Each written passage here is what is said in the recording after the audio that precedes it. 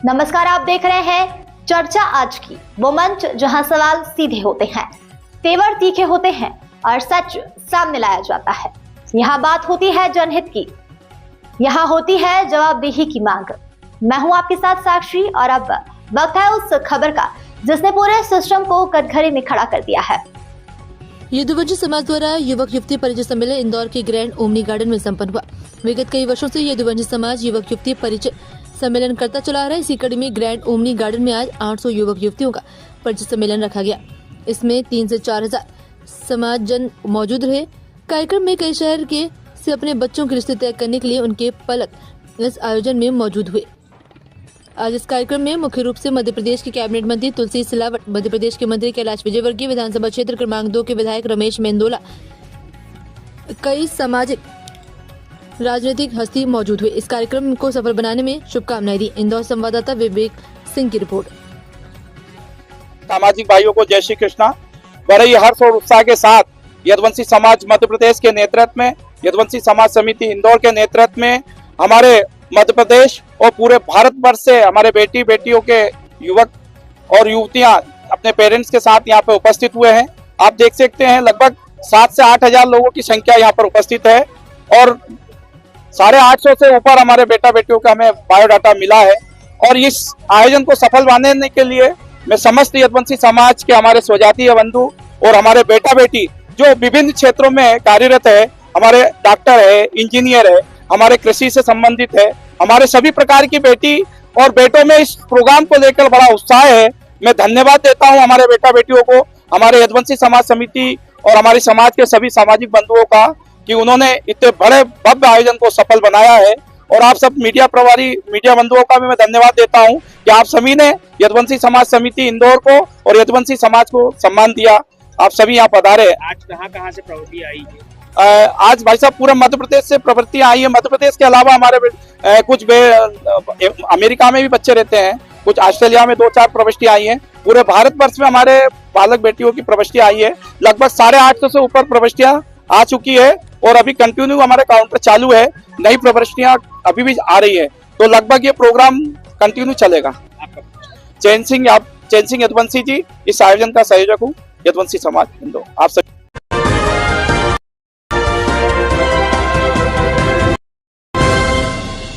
नमस्कार, आप देख रहे हैं चर्चा आज की, वो मंच जहां सवाल सीधे होते हैं, तेवर तीखे होते हैं और सच सामने लाया जाता है।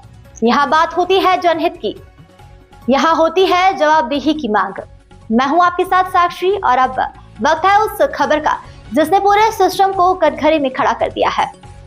फतेहपुर जिले में आज योगी सरकार के मंत्री अजीत पाल सिंह ने जीराम जी योजना के तहत एक प्रेस कॉन्फ्रेंस की। इसमें उन्होंने योजना के बारे में विशेष जानकारी दी। उन्होंने कहा कि जीराम जी योजना में कई बड़े बड़े बदलाव किए गए। आने वाले समय में मजदूरों का पक्का रोजगार मिलेगा। इसके साथ ही 1 हफ्ते में लोगों को पैसे का भुगतान की गारंटी है।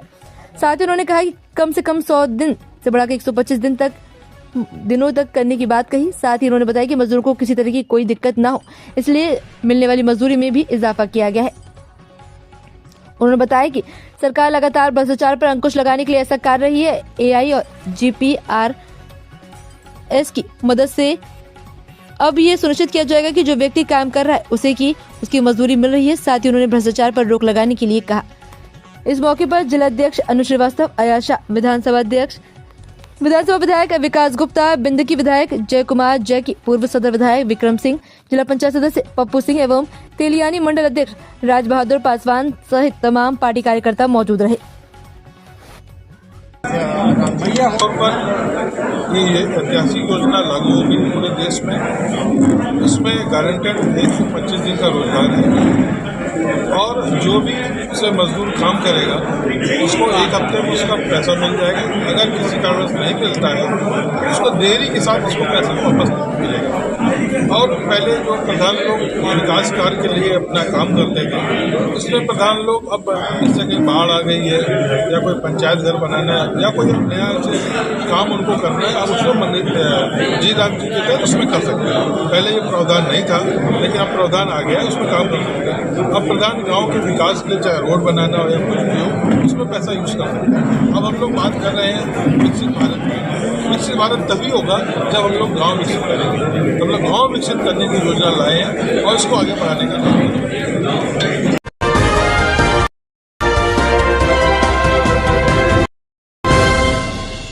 नमस्कार, आप देख रहे हैं चर्चा आज की, वो मंच जहां सवाल सीधे होते हैं, तेवर तीखे होते हैं और सच सामने लाया जाता है।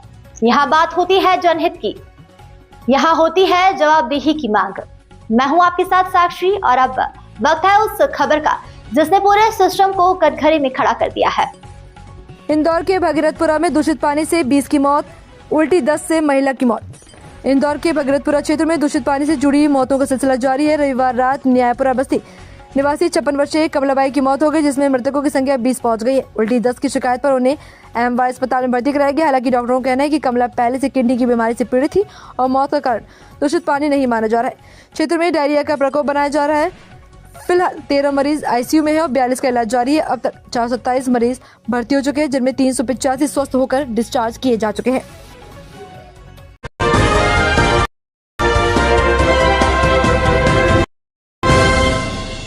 नमस्कार, आप देख रहे हैं चर्चा आज की, वो मंच जहां सवाल सीधे होते हैं, तेवर तीखे होते हैं और सच सामने लाया जाता है। यहाँ बात होती है जनहित की, यहाँ होती है जवाबदेही की मांग। मैं हूं आपके साथ साक्षी और अब वक्त है उस खबर का जिसने पूरे सिस्टम को कटघरे में खड़ा कर दिया है। शराब पीने को लेकर झगड़ा, कानपुर में पति ने पत्नी बच्चे को उतारा मौत के घाट। कानपुर के घाटमपुर क्षेत्र के गोपालपुर के मजरा सरदेपुर में दिल दहला देने वाली घटना सामने आई। शराब पीने को लेकर हुए विवाद में युवक सुरेंद्र ने अपनी गर्भवती पत्नी रूबी और 2.5 साल के बेटे लवांश की धारदार हथियार से काटकर हत्या कर दी गई। रूबी 5 माह की गर्भवती थी, लेकिन गुस्से में सुरेंद्र से निर्दयता की सारी हदें पार कर दी। आरोपी सुरेंद्र कभी ट्रक में खलासी तो कभी मजदूरी कर अस्थायी काम करता, कमाई शराब में उड़ा देता, जिसको लेकर दंपति में अक्सर झगड़ा होता। वारदात के बाद आरोपी फरार है। पुलिस मौके पर पहुंचकर जांच में जुटी है।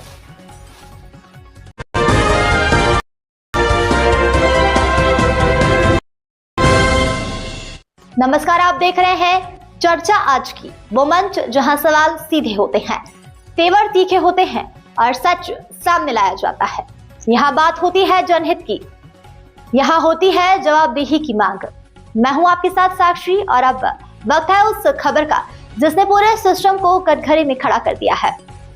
इंदौर के भगीरथपुरा में दूषित पानी से 20 की मौत, उल्टी 10 से महिला की मौत। इंदौर के भगीरथपुरा क्षेत्र में दूषित पानी से जुड़ी मौतों का सिलसिला जारी है। रविवार रात न्यायपुरा बस्ती निवासी 56 वर्षीय कमलाबाई की मौत हो गई, जिसमें मृतकों की संख्या 20 पहुंच गई है। उल्टी 10 की शिकायत पर उन्हें एमवाई अस्पताल में भर्ती कराया गया। हालांकि डॉक्टरों का कहना है कि कमला पहले से किडनी की बीमारी से पीड़ित थी और मौत का कारण दूषित पानी नहीं माना जा रहा है। क्षेत्र में डायरिया का प्रकोप बनाया जा रहा है। फिलहाल 13 मरीज आईसीयू में है और 42 का इलाज जारी है। अब तक 427 मरीज भर्ती हो चुके हैं, जिनमें 385 स्वस्थ होकर डिस्चार्ज किए जा चुके हैं।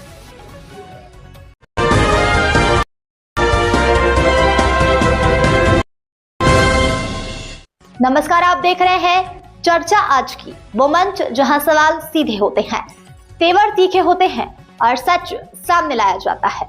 यहाँ बात होती है जनहित की, यहाँ होती है जवाबदेही की मांग।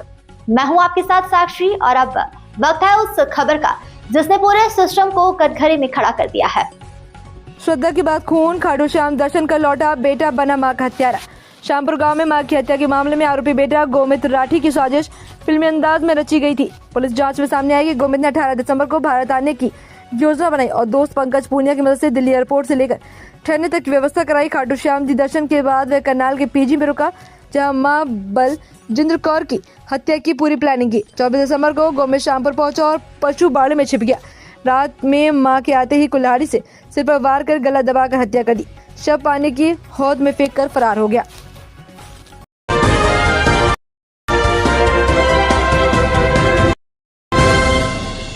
नमस्कार, आप देख रहे हैं चर्चा आज की, वो मंच जहां सवाल सीधे होते हैं, तेवर तीखे होते हैं और सच सामने लाया जाता है। यहाँ बात होती है जनहित की, यहाँ होती है जवाबदेही की मांग। मैं हूं आपके साथ साक्षी और अब वक्त है उस खबर का जिसने पूरे सिस्टम को कटघरे में खड़ा कर दिया है। बदायूं जिले के कुंवर गांव थाना प्रभारी राजेश कौशिक पर एक युवक को पशु तस्कर साबित करने के लिए फर्जी मुठभेड़ दिखाने की गंभीर आरोप लगे। आरोप है कि घटना के समय शिफ्ते रजा बरेली में मौजूद था, जिसके लोकेशन और सीसीटीवी फुटेज परिवार ने डीआईजी को सौंपी है। प्रारंभिक जांच में एसओ की भूमिका संदिग्ध मिलने पर दबिश रोकने के निर्देश दिए गए। इसके बावजूद एसओ ने निजी स्तर पर एसओजी से मदद मांगी, जिससे मामला और उलझ गया। दबाव बनाने के लिए एसओजी द्वारा बुजुर्ग पड़ोसी को उठाने का वीडियो भी वायरल हुआ। पीड़ित परिवार ने से रंजिश बताया है।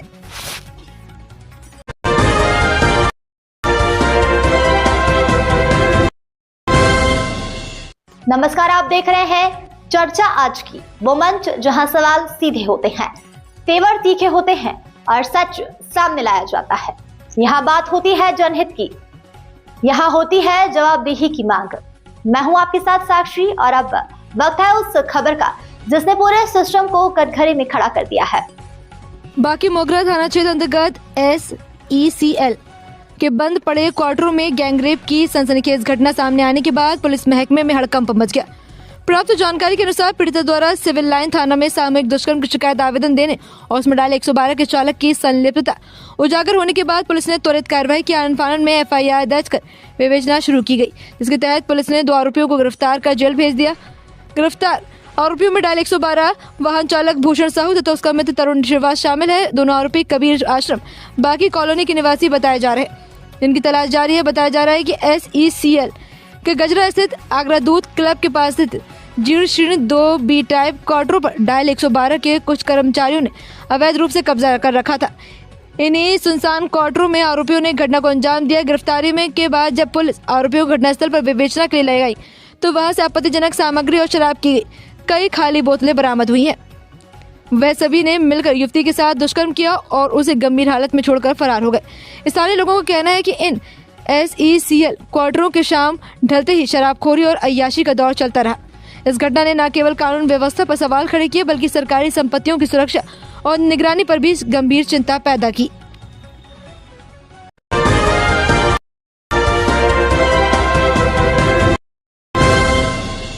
नमस्कार, आप देख रहे हैं चर्चा आज की, वो मंच जहां सवाल सीधे होते हैं, तेवर तीखे होते हैं और सच सामने लाया जाता है। यहाँ बात होती है जनहित की, यहाँ होती है जवाबदेही की मांग। मैं हूं आपके साथ साक्षी और अब वक्त है उस खबर का जिसने पूरे सिस्टम को कटघरे में खड़ा कर दिया है।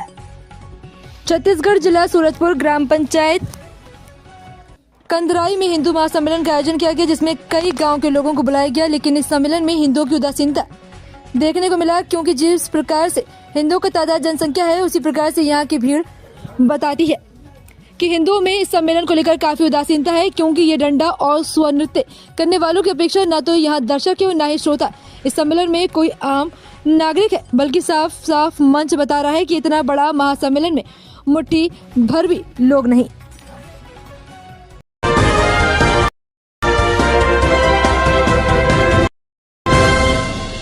नमस्कार, आप देख रहे हैं चर्चा आज की, वो मंच जहां सवाल सीधे होते हैं, तेवर तीखे होते हैं और सच सामने लाया जाता है। यहाँ बात होती है जनहित की, यहाँ होती है जवाबदेही की मांग। मैं हूं आपके साथ साक्षी और अब वक्त है उस खबर का जिसने पूरे सिस्टम को कटघरे में खड़ा कर दिया है। जांजगीर चांपा 11 जनवरी 2026 कलेक्टर श्री जन्मेजय महोबे के निर्देशन में आज राजस्व विभाग एवं पुलिस विभाग के संयुक्त दल द्वारा अवैध रेत उत्खनन के विरुद्ध सख्त कार्रवाई की गई।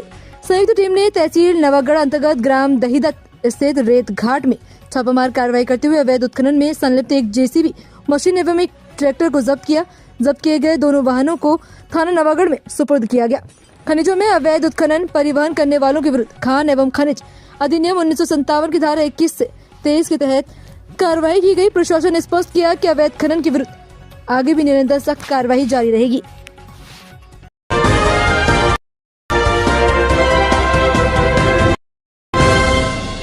उत्तर प्रदेश के कानपुर के घाटमपुर से एक बड़ी खबर निकलकर सामने आ रही है। घाटमपुर में डबल मर्डर, पति ने पत्नी और बेटे की गला काटकर हत्या कर दिया और थोड़ी देर पास में बैठा रहा, फिर भाग निकला। कानपुर के घाटमपुर में शराबी पति ने पत्नी और 2.5 साल के बेटे की धारदार हथियार से गला काटकर हत्या कर दी। इसके बाद आरोपी दोनों के शव के पास बैठे रोता रहा। लोगों को आता देख आरोपी मौके से भाग निकला। मौके पर पहुंचकर ज्वाइंट कमिश्नर ने परिजनों से घटना की जानकारी जुटाई है।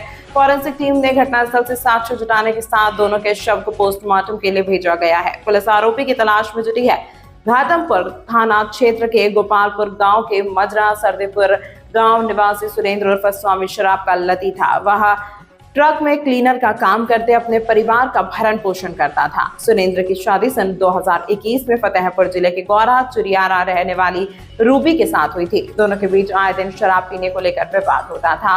देर रात दोनों के बीच कहासुनी के बाद विवाद हो गया। इस दौरान गुस्साए पति ने पत्नी और बेटे को धारदार हथियार से काटकर हत्या कर दी।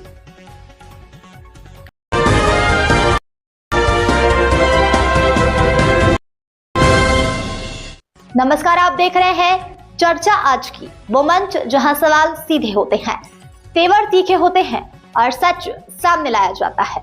यहाँ बात होती है जनहित की, यहाँ होती है जवाबदेही की मांग। मैं हूं आपके साथ साक्षी और अब वक्त है उस खबर का जिसने पूरे सिस्टम को कटघरे में खड़ा कर दिया है।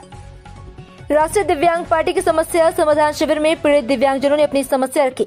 भ्रष्टाचार के खिलाफ आवाज उठाने वाली ग्राम पंचायत दलेलपुर की दिव्यांग महिला सफाई कर्मचारी प्रमिला यादव विकास भवन के अधिकारियों के उत्पीड़न से परेशान होकर शिकायत लेकर पहुंची और फपक कर रोने लगी। लेकिन अधिकारियों ने छुट्टी स्वीकृत करने की बजाय प्रमिला का 17 दिन का वेतन काट दिया। ज्ञात हो कि प्रमिला ने विकास भवन के कर्मचारी को भ्रष्टाचार में एंटी करप्शन विभाग में अधिकारियों से गिरफ्तार करवाकर जेल भिजवाया था। तभी से अधिकारी प्रमिला का उत्पीड़न कर रहे हैं। इसके बाद न्याय न मिलने तो राष्ट्रीय दिव्यांग पार्टी विकास भवन में धरना प्रदर्शन करके न्याय दिलाने का प्रयास करेंगी। आज समस्या समाधान शिविर में राम बहादुर गुप्ता, रागिनी प्रजापति, शिव कुमार और कई सारे लोग मौजूद रहे। राष्ट्रीय दिव्यांग पार्टी के राष्ट्रीय अध्यक्ष वीरेंद्र कुमार ने कहा कि सभी समस्याओं का समाधान अधिकारियों से मिलकर करवाया जाएगा। उन्होंने कहा कि किसी भी दिव्यांग व्यक्ति को किसी प्रकार की समस्या हो वो शास्त्री नगर, सेंट्रल पार्क, बगिया गेट नंबर 4, कानपुर नगर संपर्क कर सकते हैं। आज समस्या समाधान शिविर में राष्ट्रीय अध्यक्ष वीरेंद्र कुमार, जिला अध्यक्ष राहुल कुमार और कई सारे लोग शामिल रहे।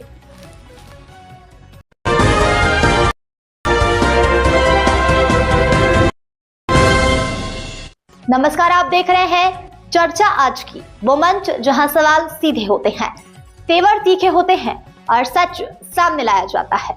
यहाँ बात होती है जनहित की, यहाँ होती है जवाबदेही की मांग। मैं हूं आपके साथ साक्षी और अब वक्त है उस खबर का जिसने पूरे सिस्टम को कटघरे में खड़ा कर दिया है। दुमका जिले के जामा प्रखंड अंतर्गत धनाडी गांव में आयोजित केवी मेमोरियल खेलकूद प्रतियोगिता में खिलाड़ियों का जबरदस्त उत्साह देखने को मिला। ग्रामीण प्रतिभाओं को मंच देने के उद्देश्य से आयोजित इस प्रतियोगिता में बालक बालिका वर्ग के खिलाड़ियों ने शानदार प्रदर्शन किया। जामा प्रखंड के धनाडी गांव में केवी मेमोरियल खेलकूद प्रतियोगिता का भव्य आयोजन किया गया। कार्यक्रम का उद्घाटन दरबे सर और ग्राम प्रधान नंदलाल दरबे ने संयुक्त रूप से फीता काट कर किया। उद्घाटन के अवसर पर आयोजक शिव नारायण दरबे ने कहा कि खेलकूद बच्चों और युवाओं के शारीरिक एवं मानसिक विकास के बेहद आवश्यक है। ऐसे आयोजन में ग्रामीण क्षेत्र में छिपी हुई प्रतिभाओं को आगे बढ़ने का अवसर मिलता है। प्रतियोगिता के दौरान 50 मीटर, 100 मीटर, 200 मीटर, 400 मीटर दौड़ के साथ साथ कबड्डी, खो खो, म्यूजिकल चेयर, हांडी फोड़ और क्विज प्रतियोगिताओं का आयोजन किया गया। 50 मीटर बालिका वर्ग में प्रतिमा कुमारी प्रथम रही, जबकि बालक वर्ग में संदीप हांसदा ने बाजी मारी। क्विज प्रतियोगिता में छात्र छात्राओं ने शानदार प्रदर्शन किया। म्यूजिकल चेयर प्रतियोगिता में अंजलि कुमारी और हांडी फोड़ प्रतियोगिता में सागर कुमार दरबे ने प्रथम स्थान हासिल किया। ग्रामीणों ने इस आयोजन की सराहना करते हुए भविष्य में भी ऐसे खेल आयोजनों को नियमित रूप से कराने की मांग की। ग्रामीण प्रतिभाओं को पहचान देने वाला ये खेल आयोजन क्षेत्र के बच्चों और युवाओं के लिए प्रेरणा स्रोत बनकर उभरा।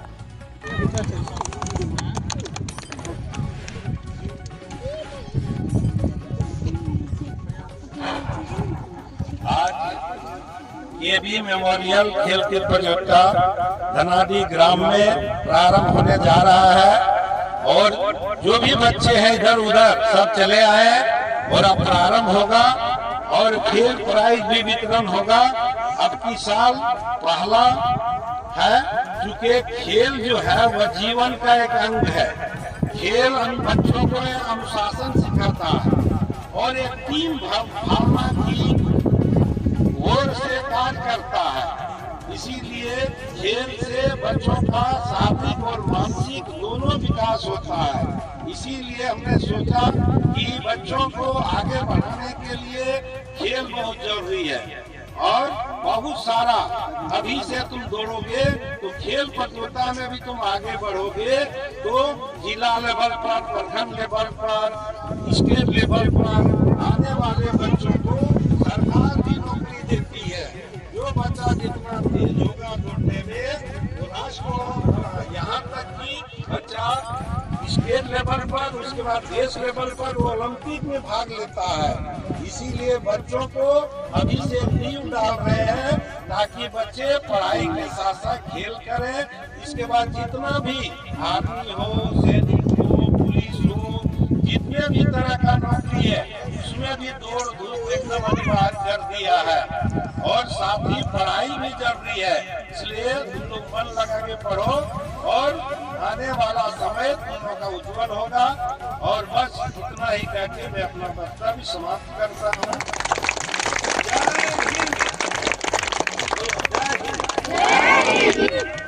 जय हिंद, जय हिंद।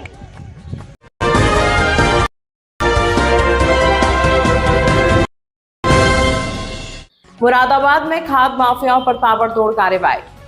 मूढ़ा पांडे थाना पुलिस और एसओजी टीम का बड़ा खुलासा। मूढ़ा पांडे थाना क्षेत्र में पुलिस व एसओजी की संयुक्त टीम ने यूरिया खाद की ब्लैक मिलिंग और कालाबाजारी का बड़ा भंडाफोड़ किया है। छापेमारी के दौरान ब्लैकमेलर अभियुक्त गिरफ्तार, जबकि यूरिया खाद से भरा ट्रक हिरासत में लिया गया। गुप्त सूचना पर की गई कार्रवाई से खाद माफियाओं में मचा हड़कंप। किसानों को महंगे दामों पर खाद बेचने की साजिश नाकाम। अभियुक्त से पूछताछ जारी। पूरे नेटवर्क की जांच तेज। पुलिस का सख्त संदेश, किसानों के हक से खिलवाड़ करने वालों पर नहीं होगी कोई रियायत। कार्रवाई जारी।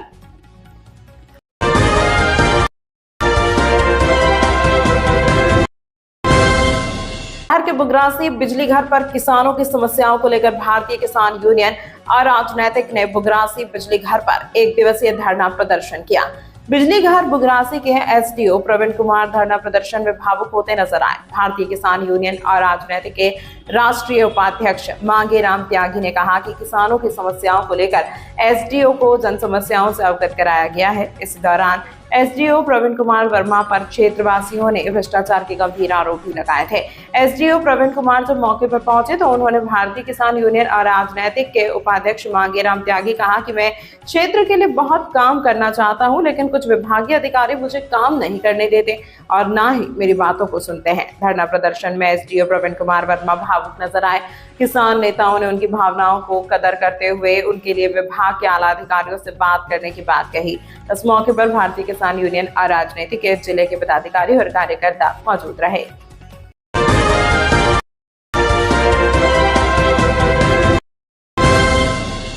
नमस्कार, आप देख रहे हैं चर्चा आज की, वो मंच जहां सवाल सीधे होते हैं, तेवर तीखे होते हैं और सच सामने लाया जाता है। यहाँ बात होती है जनहित की, यहाँ होती है जवाबदेही की मांग। मैं हूं आपके साथ साक्षी और अब वक्त है उस खबर का जिसने पूरे सिस्टम को कटघरे में खड़ा कर दिया है। जनपद बिजनौर से धामपुर में नगीना चौराहे स्थित एक दुकान को कोर्ट के आदेश पर खाली कराने के मामले में छत्रपति गोस्वामी और उनके पुत्र शक्ति गोस्वामी का कहना है कि वे 2001 से अशोक वर्मा के किराएदार चले आ रहे। यहाँ पर दुकान चलाकर अपने परिवार का पालन पोषण करते हुए उन्हें 24 वर्ष हो गए, लेकिन भ्रमित कर उन्हें 16 वर्ष पुराना किराएदार बताया जा रहा है, जो गलत है।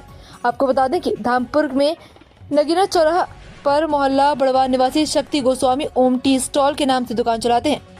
दोनों पक्षों में दुकान खाली कराने को लेकर काफी समय से विवाद न्यायालय में चल रहा है। आज कोर्ट के आदेश पर जुडिशियल और धामपुर पुलिस द्वारा मौके पर पहुंचकर दुकान खाली कराई गई।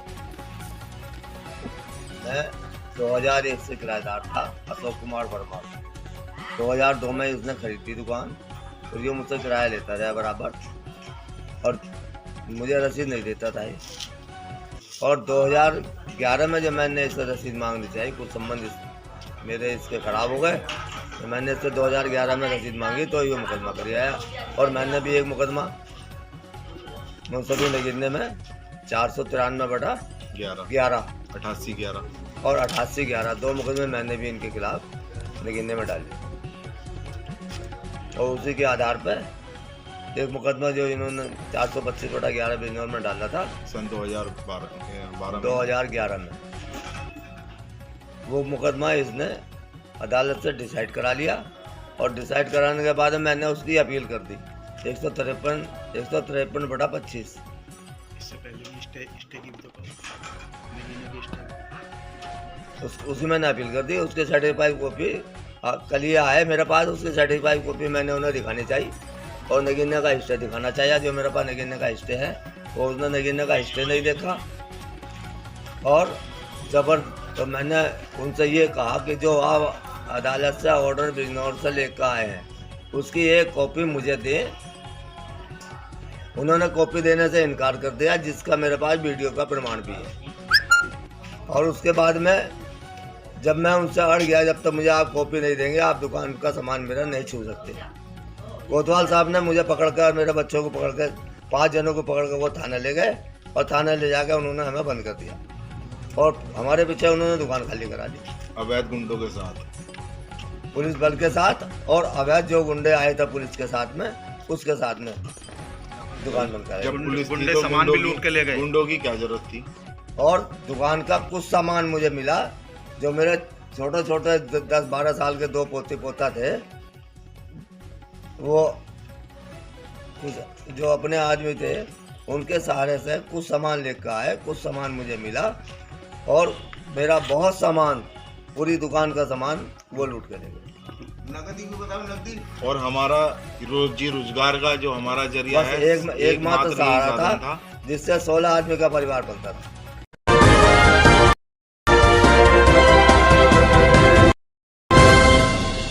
नमस्कार, आप देख रहे हैं चर्चा आज की, वो मंच जहां सवाल सीधे होते हैं, तेवर तीखे होते हैं और सच सामने लाया जाता है। यहाँ बात होती है जनहित की, यहाँ होती है जवाबदेही की मांग।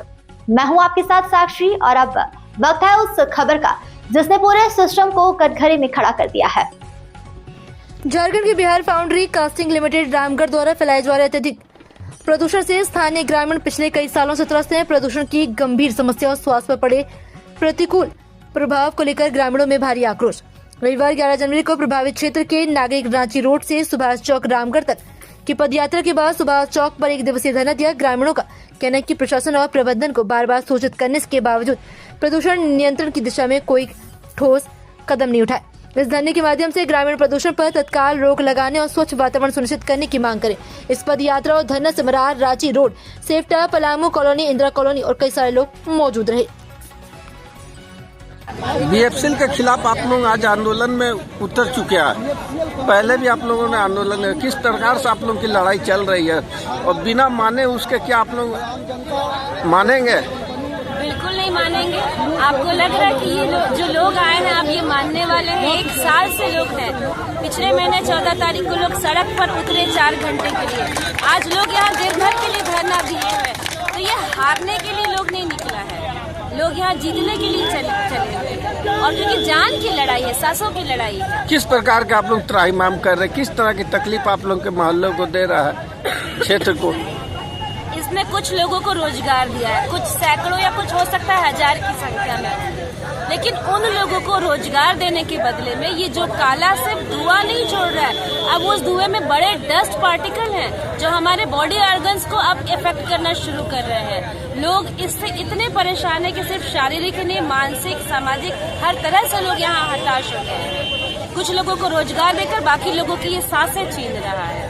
और हमारी लड़ाई सिर्फ अब बीएफसीएल से नहीं, कोई नेता, कोई मंत्री, कोई अधिकारी, कोई विभाग हमारे सपोर्ट में क्यों नहीं खड़े हो रहा है? क्या जो लगभग 1 लाख के आसपास की आबादी है, इसने कोई बफर जोन नहीं छोड़ा है? जिस तरह से पॉल्यूशन छोड़ रहा है, इसकी फैक्ट्री के पास कोई बफर जोन होना चाहिए था। कोई बफर जोन नहीं है, फैक्ट्री से लगे हुए घर है। तो या तो प्रशासन ने इसको अवैध सारे दिए हैं सर्टिफिकेट, सारे अधिकार, या जो लोग बस रहे हैं उसको आप अवैध रूप से बसा रहे हैं। तो कहीं न कहीं शासन प्रशासन भी यहाँ शक के दायरे में है कि कोई बफर जोन नहीं, और ये इतना धुआं छोड़ रहा है, लोगों को मुफ्त में बीमारियां बांट रहा है। जो लोग इसका कंबल लेके वीडियो डाल रहे हैं ना, उनको मैं कहना चाहूंगी कि तेरा जमीर किस कब्रिस्तान में दफन है मेरे भाई?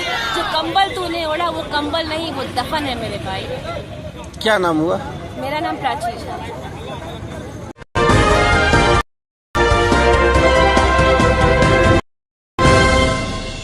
नमस्कार, आप देख रहे हैं चर्चा आज की, वो मंच जहां सवाल सीधे होते हैं, तेवर तीखे होते हैं और सच सामने लाया जाता है। यहाँ बात होती है जनहित की, यहाँ होती है जवाबदेही की मांग। मैं हूं आपके साथ साक्षी और अब वक्त है उस खबर का जिसने पूरे सिस्टम को कटघरे में खड़ा कर दिया है। मुरादाबाद में आज एनडीए सरकार के मंत्री और उत्तर प्रदेश सरकार में ज्योति विज्ञान एवं प्रौद्योगिकी विभाग के प्रभारी मंत्री श्री अनिल कुमार पहुंचे। उन्होंने प्रेस वार्ता के दौरान विकसित भारत, रामजी गारंटी, रोजगार और ग्रामीण आजीविका मिशन को लेकर सरकार की नीतियों और योजनाओं की जानकारी दी। मंत्री अनिल कुमार ने कहा कि केंद्र और प्रदेश सरकार का लक्ष्य वर्ष 2047 तक भारत को विकसित राष्ट्र बनाना है। इसके लिए शहरों के साथ साथ ग्रामीण क्षेत्रों के विकास पर भी विशेष ध्यान दिया जा रहा है ताकि विकास का लाभ अंतिम व्यक्ति तक पहुंचे। रामजी गारंटी का उल्लेख करते हुए मंत्री अनिल कुमार ने कहा, यह योजना गरीब, किसान और मध्यम वर्ग के लिए सुरक्षा और भरोसे की गारंटी है। सरकार की प्राथमिकता है कि आम जनता को रोजगार, शिक्षा और बुनियादी सुविधाओं का लाभ मिले। रोजगार को लेकर मंत्री ने कहा कि युवाओं की तकनीकी शिक्षा, स्किल डेवलपमेंट और स्वरोजगार से जोड़ा जा रहा है। प्रदेश में प्रशिक्षण केंद्रों के माध्यम से युवाओं को आत्मनिर्भर बनाने का कार्य किया जा रहा है। ग्रामीण आजीविका मिशन के तहत स्वयं सहायता समूह के माध्यम से महिलाओं और ग्रामीण युवाओं को रोजगार से जोड़ा जा रहा है, जिससे गांवों की आर्थिक स्थिति मजबूत हो रही है और पलायन पर रोक लग रही है। मंत्री ने भरोसा दिलाया है कि आने वाले समय में मुरादाबाद समेत पूरे उत्तर प्रदेश में विकास और रोजगार को लेकर और ठोस कदम उठाए जाएंगे।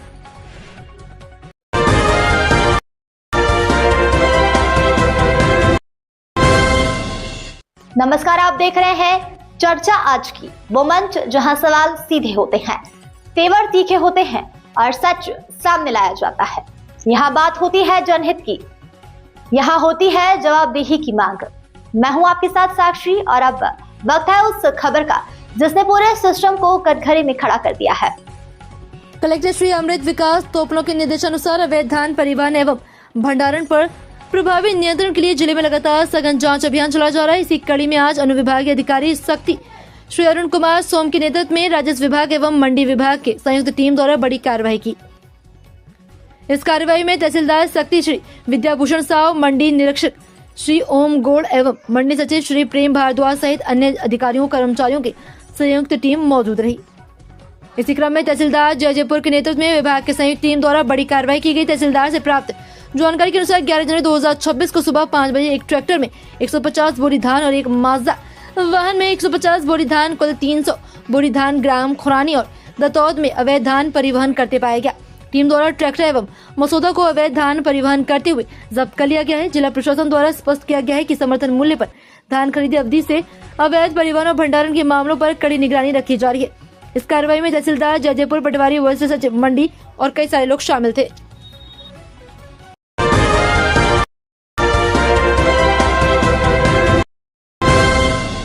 कलयुगी नशेड़ी बेटे का खौफनाक कदम, अपनी ही मां को पीट पीट कर उतारा मौत के घाट। 80 वर्षीय बुजुर्ग महिला की हत्या से इलाके में मचा हड़कंप। घटना की सूचना पाकर मौके पर एसपी सहित भारी पुलिस मौजूद। पुलिस ने आरोपी बेटा गुड्डू उर्फ याकूब को किया गिरफ्तार। पुलिस ने शव के कब्जे में लेकर पोस्टमार्टम के लिए भेजा। घटना कोकराज थाना क्षेत्र के भरवारी कस्बे की पुरानी मस्जिद के पास की है।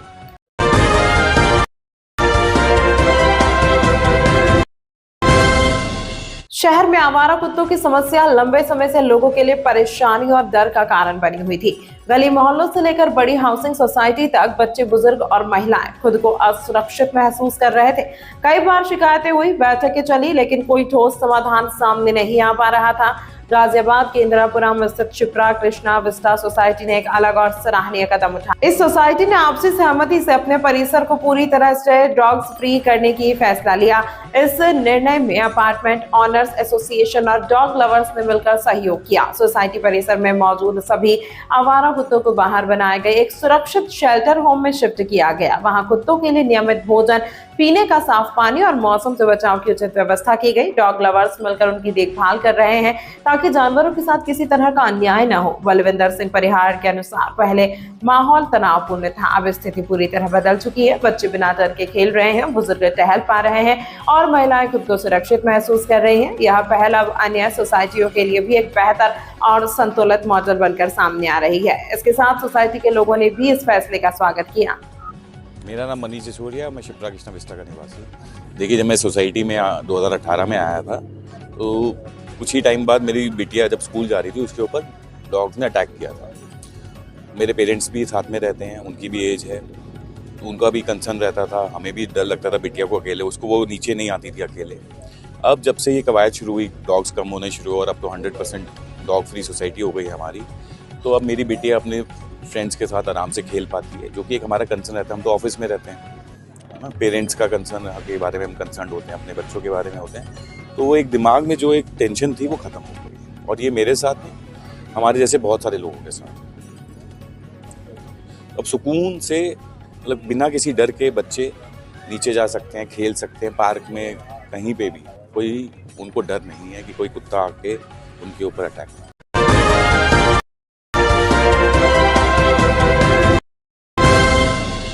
नमस्कार, आप देख रहे हैं चर्चा आज की, वो मंच जहां सवाल सीधे होते हैं, तेवर तीखे होते हैं और सच सामने लाया जाता है। यहाँ बात होती है जनहित की, यहाँ होती है जवाबदेही की मांग। मैं हूं आपके साथ साक्षी, और अब वक्त है उस खबर का जिसने पूरे सिस्टम को कटघरे में खड़ा कर दिया है। झारखंड राज्य के प्रणेता दशोम गुरु शिबू सोरेन की जयंती के अवसर पर दुमका में श्रद्धा और सम्मान के साथ कार्यक्रम आयोजित किया गया। पिछड़ा वर्ग संघर्ष मोर्चा की ओर से आयोजित इस कार्यक्रम में वक्ताओं ने उनके संघर्ष और योगदान को याद किया। हमारे संवाददाता की रिपोर्ट। दुमका के बंदाजोकी चौकी स्थित पिछड़ा वर्ग संघर्ष मोर्चा कार्यालय में आज झारखंड के पूर्व मुख्यमंत्री और झामुमो के संस्थापक दशोम गुरु शिबू सोरेन की जयंती श्रद्धा के साथ मनाई गई। कार्यक्रम की अध्यक्षता मोर्चा के केंद्रीय अध्यक्ष असीम कुमार मंडल ने की। इस मौके पर वक्ताओं ने दशोम गुरु शिबू सोरेन के संघर्षों को याद करते हुए कहा कि उन्होंने आदिवासी पिछड़े और वंचित समाज के अधिकारों के लिए जीवन भर संघर्ष किया। उनके आंदोलन और विचारों के कारण ही झारखंड अलग अलग राज्य के रूप में अस्तित्व में आया। दशोम गुरु शिबू सोरेन जी का जीवन हम सभी के लिए प्रेरणा स्रोत है। उन्होंने आदिवासी और पिछड़े समाज के अधिकारों के लिए जो संघर्ष किया, उसी का परिणाम है झारखंड राज्य। हमें उनके बताए रास्ते पर चलने का संकल्प लेना चाहिए। कार्यक्रम को संबोधित करते हुए मोर्चा के केंद्रीय प्रधान महासचिव डॉक्टर अमरेंद्र कुमार यादव ने कहा कि दशोम गुरु ने सामाजिक न्याय, समानता और स्वाभिमान की लड़ाई को नई दिशा दी। आज जरूरत है शिबू सोरेन जी के विचारों को जन जन तक पहुंचाया जाए ताकि उनके सपनों का झारखंड बनाया जा सके। वहीं महासचिव रंजीत जायसवाल ने कहा कि दशोम गुरु शिबू सोरेन का योगदान कभी भुलाया नहीं जा सकता और मोर्चा उनके विचारों को आगे बढ़ाने के लिए लगातार कार्य करता रहेगा। कार्यक्रम के अंत में उपस्थित लोगों ने दशोम गुरु शिबू सोरेन के चित्र पर माल्यार्पण कर श्रद्धांजलि अर्पित की और उनके आदर्शों पर चलने का संकल्प लिया। कार्यक्रम में मोर्चे के कई पदाधिकारी और कार्यकर्ता मौजूद रहे।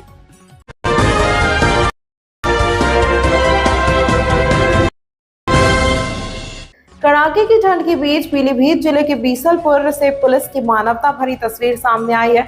कानून व्यवस्था संभालने के साथ साथ बीसलपुर पुलिस ने सामाजिक जिम्मेदारी निभाते हुए जरूरतमंद बुजुर्गों का सहारा बना।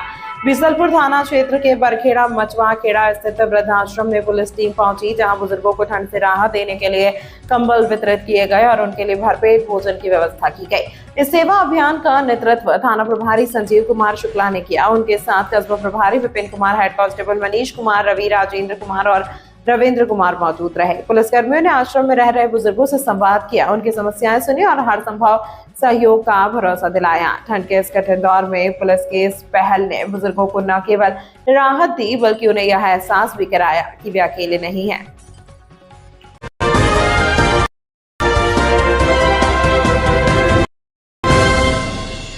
पूरनपुर कोतवाली क्षेत्र के मोहल्ला बमनपुरी में गुरुवार की रात अज्ञात व्यक्ति द्वारा आग देने की गंभीर घटना सामने आई है। बोलेरो कार में आग लगाए जाने से आसपास खड़े अन्य वाहन और एक बंद दुकान भी चपेट में आ गई। घटना से क्षेत्र में दहशत का माहौल है। प्राप्त जानकारी के अनुसार विजय कुमार गुप्ता पुत्र श्री ओम प्रकाश गुप्ता ने कोतवाली पूरनपुर में तहरीर देकर बताया कि 8 व 9 जनवरी 2026 की मध्य रात्रि लगभग 1:50 पर उनकी बोलेरो बैंक ऑफ बड़ौदा के निकट बमनपुरी में खड़ी थी। इसी दौरान किसी अज्ञात व्यक्ति ने कार में आग लगा दी। आसपास लगे सीसीटीवी कैमरों की जांच में आग जलने की पुष्टि हुई है। आग इतनी भीषण थी कि पास में खड़ी राकेश खंडेलवाल निवासी बमनपुरी की मारुति बलेनो, प्रमोद पांडे पुत्र फतेह चंद की स्विफ्ट कार व 2 ई-रिक्शा व इसके अलावा संजीव पांडे की दुकान जो काफी समय से बंद थी, आग की चपेट में आकर पूरी तरह क्षतिग्रस्त हो गई।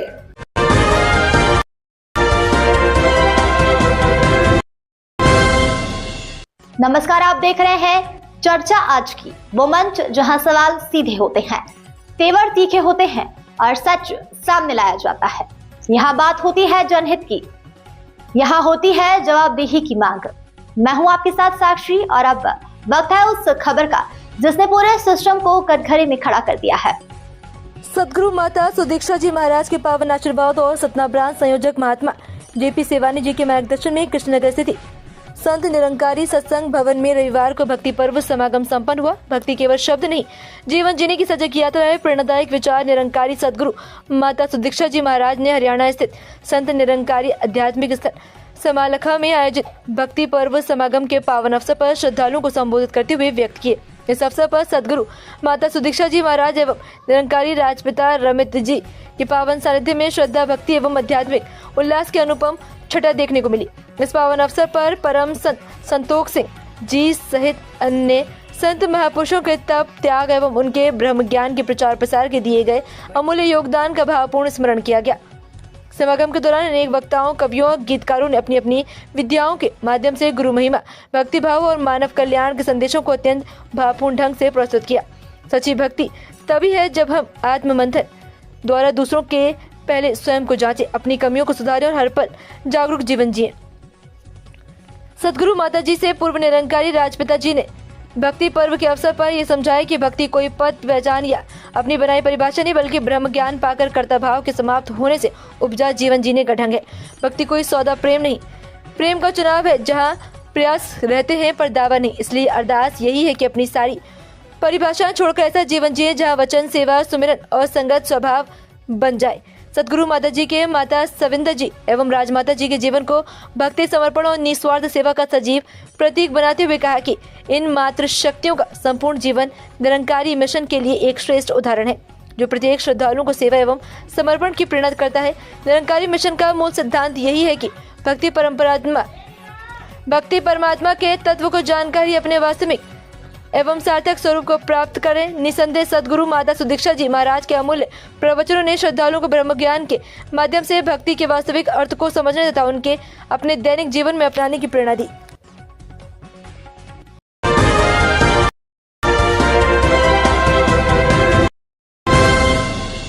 नमस्कार, आप देख रहे हैं चर्चा आज की, वो मंच जहां सवाल सीधे होते हैं, तेवर तीखे होते हैं और सच सामने लाया जाता है। यहाँ बात होती है जनहित की, यहाँ होती है जवाबदेही की मांग। मैं हूं आपके साथ साक्षी और अब वक्त है उस खबर का जिसने पूरे सिस्टम को कटघरे में खड़ा कर दिया है। मुख्यमंत्री श्री विष्णुदेव साय ने मुख्यमंत्री निवास कार्यालय में आयोजित सांसद संकुल विकास परियोजना की समीक्षा बैठक को संबोधित करते हुए कहा कि जनजातीय विकास को सांसद संकुल विकास परियोजना से गति मिलेगी। उन्होंने कहा कि योजना के तहत लोगों को स्वरोजगार से जोड़ने महत्वपूर्ण पहल की जा रही है। मुख्यमंत्री श्री साय ने कहा कि प्रधानमंत्री श्री नरेंद्र मोदी के नेतृत्व में जनजातीय क्षेत्रों को विकास की मुख्य धारा से जोड़ने लगातार प्रयास किया जा रहा है। स्थानीय संसाधनों के समुचित उपयोग द्वारा लोगों का कौशल विकास कर उन्हें स्वरोजगार की दिशा में आगे बढ़ाना ही योजना का उद्देश्य है। हमारे यहाँ धान की कई किस्में हैं जिनकी निर्यात की बड़ी संभावना है। कृषि के साथ ही मत्स्य पालन, बकरी पालन, गौ पालन, शुकर पालन से ग्रामीणों को जोड़कर उन्हें आर्थिक रूप से सशक्त बनाया जा सकता है। मुख्यमंत्री श्री साय ने कहा कि राज्य की नई उद्योग नीति में भी अनुसूचित जाति, अनुसूचित जनजाति के उद्यमियों के लिए विशेष प्रावधान किए गए हैं। सांसद संकुल विकास परियोजना के बेहतर क्रियान्वयन के लिए नोडल अधिकारियों की भी नियुक्ति की जाएगी। उन्होंने बताया कि जनजातीय क्षेत्रों में लोगों को स्वरोजगार से जोड़कर पलायन रोकने की दिशा में योजना के तहत महत्वपूर्ण कार्य किया जा रहा है। कृषि मंत्री श्री रामविचार नेताम ने कहा कि विभिन्न विभागों से जुड़े शासकीय अधिकारी भी संकुल से जुड़े गाँव के विकास में अपनी भूमिका का पूरी निष्ठा से निर्वहन करें। बैठक में रायगढ़ के ललुंगा संकुल, सरगुजा के परशुरामपुर सकुल, बस्तर के बंकावड़ सकुल और कई सारे लोगों ने मौजूद रहे। इस अवसर पर सांसद श्री भोजराज नाग, श्री चिंतामणि महाराज और कई सारे लोग मौजूद रहे।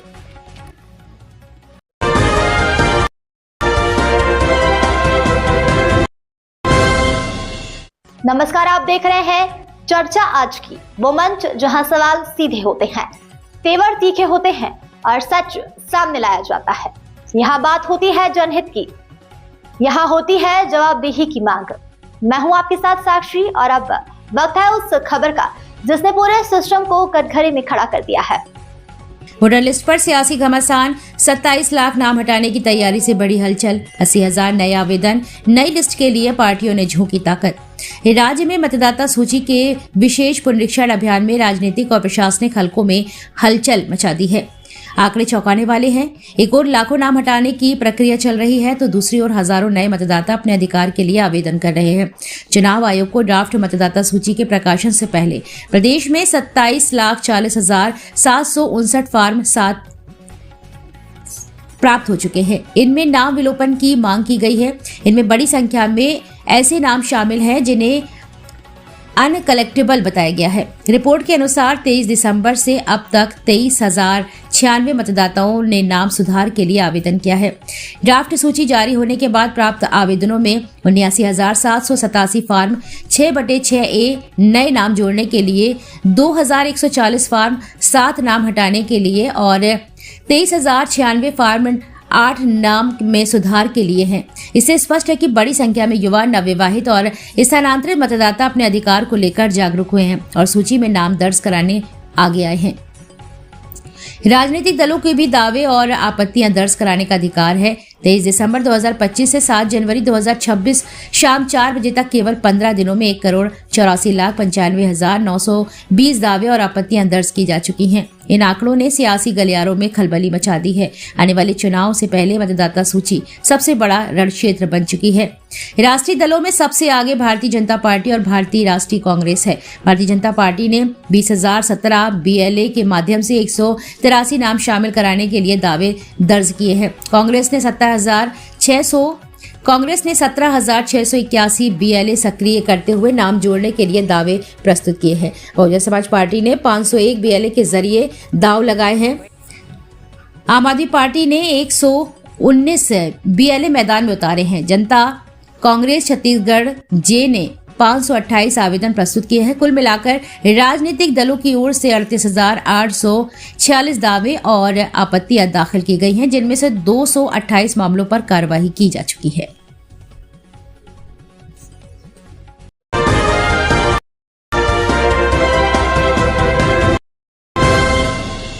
नमस्कार, आप देख रहे हैं चर्चा आज की, वो मंच जहां सवाल सीधे होते हैं, तेवर तीखे होते हैं और सच सामने लाया जाता है। यहाँ बात होती है जनहित की, यहाँ होती है जवाबदेही की मांग। मैं हूं आपके साथ साक्षी और अब वक्त है उस खबर का जिसने पूरे सिस्टम को कटघरे में खड़ा कर दिया है। इंदौर शहर में बढ़ती स्नैचिंग की घटनाओं पर तिलक नगर पुलिस ने बड़ी कार्रवाई की। महिला से चेन छीनने वाले 2 शातिर आरोपियों को पुलिस ने गिरफ्तार कर लिया।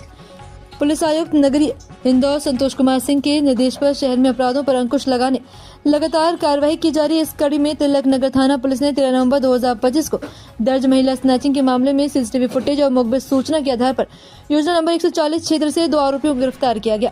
गिरफ्तारी के दौरान बचने के प्रयास में आरोपियों ने बाउंड्री वॉल कूदने की कोशिश की, जिसमें उन्हें चोट आई। गिरफ्तार आरोपियों की पहचान ऋषभ सोनकर और रोहित वर्मा के रूप में हुई।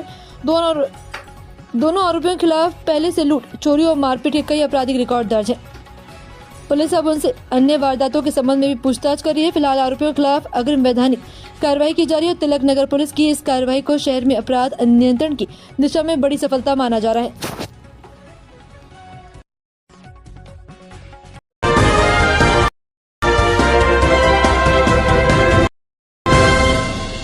नमस्कार, आप देख रहे हैं चर्चा आज की, वो मंच जहां सवाल सीधे होते हैं, तेवर तीखे होते हैं और सच सामने लाया जाता है। यहाँ बात होती है जनहित की, यहाँ होती है जवाबदेही की मांग। मैं हूं आपके साथ साक्षी और अब वक्त है उस खबर का जिसने पूरे सिस्टम को कटघरे में खड़ा कर दिया है। इंदौर के भगीरथपुरा में हाल ही में घटित घटना को लेकर कांग्रेस पार्टी ने न्याय यात्रा निकालकर अपना विरोध दर्ज कराया। बड़े गणपति ने निकाली गई इस न्याय यात्रा में मध्य प्रदेश कांग्रेस कमेटी के साथ साथ शहर और जिला कांग्रेस कमेटी के हजारों कार्यकर्ता शामिल हुए।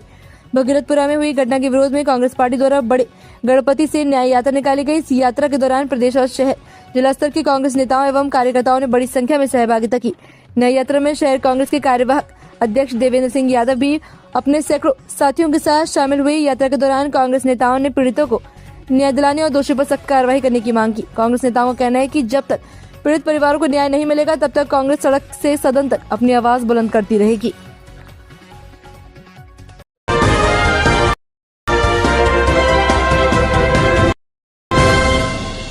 नमस्कार, आप देख रहे हैं चर्चा आज की, वो मंच जहां सवाल सीधे होते हैं, तेवर तीखे होते हैं और सच सामने लाया जाता है। यहाँ बात होती है जनहित की, यहाँ होती है जवाबदेही की मांग। मैं हूं आपके साथ साक्षी और अब वक्त है उस खबर का जिसने पूरे सिस्टम को कटघरे में खड़ा कर दिया है। कानपुर महानगर थाना स्वरूप नगर अंतर्गत मकान नंबर 113/140 स्वरूप नगर में रहने वाले बुजुर्ग दंपति जिनका नाम बाबूराम गुप्ता जिनकी उम्र 80 वर्ष और पत्नी का नाम सावित्री गुप्ता जिनकी उम्र 75 वर्ष। इनका आरोप है कि बाबूराम गुप्ता के भाई सेवाराम गुप्ता ने करीबन 15 वर्ष पहले मकान के नीचे परचून की अपनी दुकान करी थी, जिनके स्वर्गवास होने के बाद उनका पुत्र आकाश परचून की दुकान को संचालित करता है, जिस दुकान से बाबूराम गुप्ता और उनकी पत्नी सावित्री गुप्ता का कुछ लेना देना नहीं। लेकिन सरकारी अधिकारियों का कहना है कि दुकान का लाइसेंस दिखाओ, जबकि दुकान के मालिक का नाम आकाश है, जिससे दोनों बुजुर्ग दंपति प्रदेश के मुखिया योगी आदित्यनाथ ने ये विनती कर रहे हैं, कृपया इस दुकान से उनका कोई लेना देना नहीं, कृपया अधिकारी उन्हें परेशान न करे। आप वीडियो में देख सकते हैं कि दोनों बुजुर्ग किस तरह से अपना व्यथा को बयां कर रहे हैं। हम बाबूराम गुप्ता है और मुझे सारे अधिकारी परेशान करते हैं नगर महापालिका के, और हमें सुनाई भी नहीं देता, क्या दिखाई देता।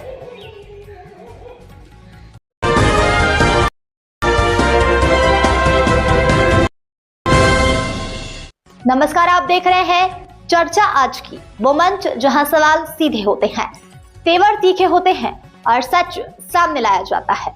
यहाँ बात होती है जनहित की, यहाँ होती है जवाबदेही की मांग। मैं हूं आपके साथ साक्षी और अब वक्त है उस खबर का जिसने पूरे सिस्टम को कटघरे में खड़ा कर दिया है।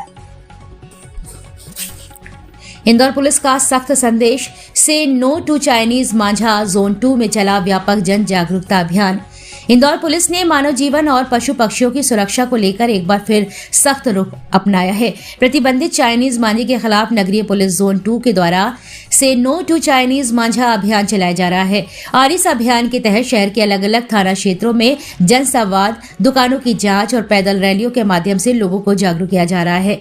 मानव जीवन के लिए घातक साबित हो रहे हैं नायलॉन और प्रतिबंधित चाइनीज मांझे के खिलाफ इंदौर पुलिस लगातार कार्रवाई कर रही है। पुलिस आयुक्त नगरी इंदौर संतोष कुमार सिंह के निर्देशन पर अतिरिक्त पुलिस आयुक्त अमित सिंह, पुलिस उपायुक्त जोन 2 कुमार प्रतीक एवं अतिरिक्त पुलिस उपायुक्त अमरेंद्र सिंह के मार्गदर्शन में यह विशेष अभियान संचालित किया जा रहा है। अभियान के तहत थाना कनाडिया क्षेत्र में पतंग की दुकानों की जांच की गई, जहां चाइनीज मांझा नहीं पाया गया। दुकानदारों और ग्राहकों को इसके क्रय विक्रय पर पूर्ण प्रतिबंध की जानकारी दी गई है। वहीं थाना परदेशीपुर क्षेत्र के शिव शक्ति नगर में मोहल्ला मीटिंग आयोजित कर चाइनीज मांझे से होने वाले दुष्परिणामों से अवगत कराया गया है। थाना विजयनगर पुलिस ने मेघदूत गार्डन के सामने युवाओं से संवाद कर प्रतिबंधित मांझे का उपयोग न करने और इसकी अवैध बिक्री की सूचना पुलिस को देने की अपील की है। थाना MIG क्षेत्र में LIG और प्रेस कॉम्प्लेक्स इलाके में पैदल रैली निकालकर आमजन को जागरूक किया गया। इंदौर पुलिस ने साफ चेतावनी दी कि चाइनीज मांझे के क्रय विक्रय या फिर उपयोग पर प्रतिबंध का उल्लंघन करने वालों के खिलाफ कठोर वैधानिक कार्रवाई की जाएगी।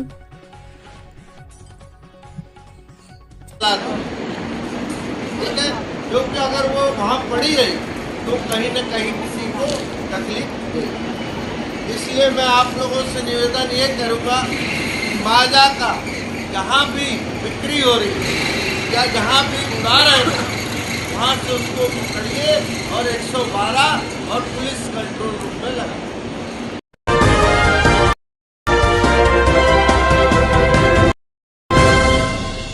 नमस्कार, आप देख रहे हैं चर्चा आज की, वो मंच जहां सवाल सीधे होते हैं, तेवर तीखे होते हैं और सच सामने लाया जाता है। यहाँ बात होती है जनहित की, यहाँ होती है जवाबदेही की मांग। मैं हूं आपके साथ साक्षी और अब वक्त है उस खबर का जिसने पूरे सिस्टम को कटघरे में खड़ा कर दिया है। पीथमपुर नगर पालिका क्षेत्र में राष्ट्रीय स्वयंसेवक संघ के शताब्दी वर्ष के उपलक्ष्य में सामाजिक समरसता और सांस्कृतिक चेतना का अद्भुत दृश्य देखने को मिला, जब नगर की 10 बस्तियों में एक साथ विराट हिंदू सम्मेलन आयोजित किए गए। इन सम्मेलनों में हजारों सनातनी बंधुओं ने सहपरिवार सहभागिता कर एकजुटता और सामाजिक चेतना का परिचय दिया। राष्ट्रीय स्वयंसेवक संघ के शताब्दी वर्ष के अवसर पर पंच परिवर्तन, सामाजिक समरसता, कुटुंब प्रबोधन, पर्यावरण संरक्षण, स्व आधारित जीवन और नागरिक कर्तव्य बोध के संदेश को जन जन तक पहुंचाने के उद्देश्य से पीथमपुर नगर की 5 तथा सगौर इंडोरामा की 5 बस्तियों में हिंदू सम्मेलन संपन्न हुए। पीथमपुर नगर की प्रमुख बस्तियों में आयोजित इन सम्मेलनों में महाराणा प्रताप बस्ती में गोवर्धन धाम विश्वास नगर, छत्रपति शिवाजी बस्ती में शासकीय विद्यालय housing board colony, Swami Vivekananda बस्ती में मेला मैदान छत्र छाया कॉलोनी, केशव बस्ती में शिव मंदिर मनातारा कॉलोनी, वीर सावरकर बस्ती में संगम गार्डन, जयनगर कॉलोनी सहित सभी स्थानों पर बड़ी संख्या में सनातनी बंधु, मातृशक्ति एवं समाज के प्रबुद्ध जन शामिल हुए। केशव बस्ती में अतिथियों का परिचय अमरनाथ तिवारी ने दिया। लेखा जोखा चंद्रकांत नोबदे ने प्रस्तुत किया। सम्मेलन को पंडित वासुदेव शर्मा, गायत्री राज पुरोहित, कमल सिंह पवार एवं मृणाल दौरैया ने संबोधित किया। कार्यक्रम का संचालन संजय सोनी ने किया।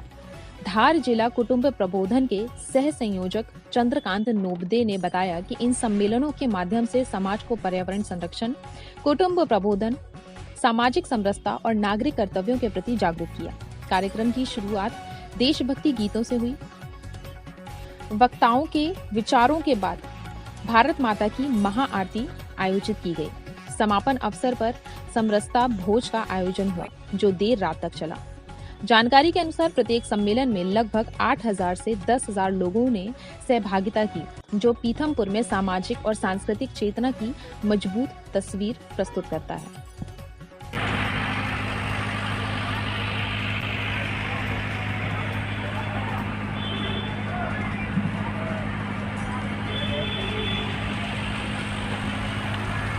आज ये विराट हिंदू सम्मेलन जो पीतमपुर में आयोजित किया गया है, उसके विषय में आपसे जानना चाहता हूँ, क्या था? राष्ट्रीय स्वयंसेवक संघ को 100 वर्ष हो गए हैं और उस निमित्त संघ ने ये विराट हिंदू सम्मेलन किए हैं और इसमें समाज पंच परिवर्तन समाज का होना चाहिए। समाज के अंदर ये भाव लेकर आज विशाल हिंदू सम्मेलन हो रहा है। आपका नाम? चंद्रकांत नवबदे, राष्ट्रीय स्वयंसेवक संघ, धार विभाग, सह संयोजक कुटुंब प्रबोधन।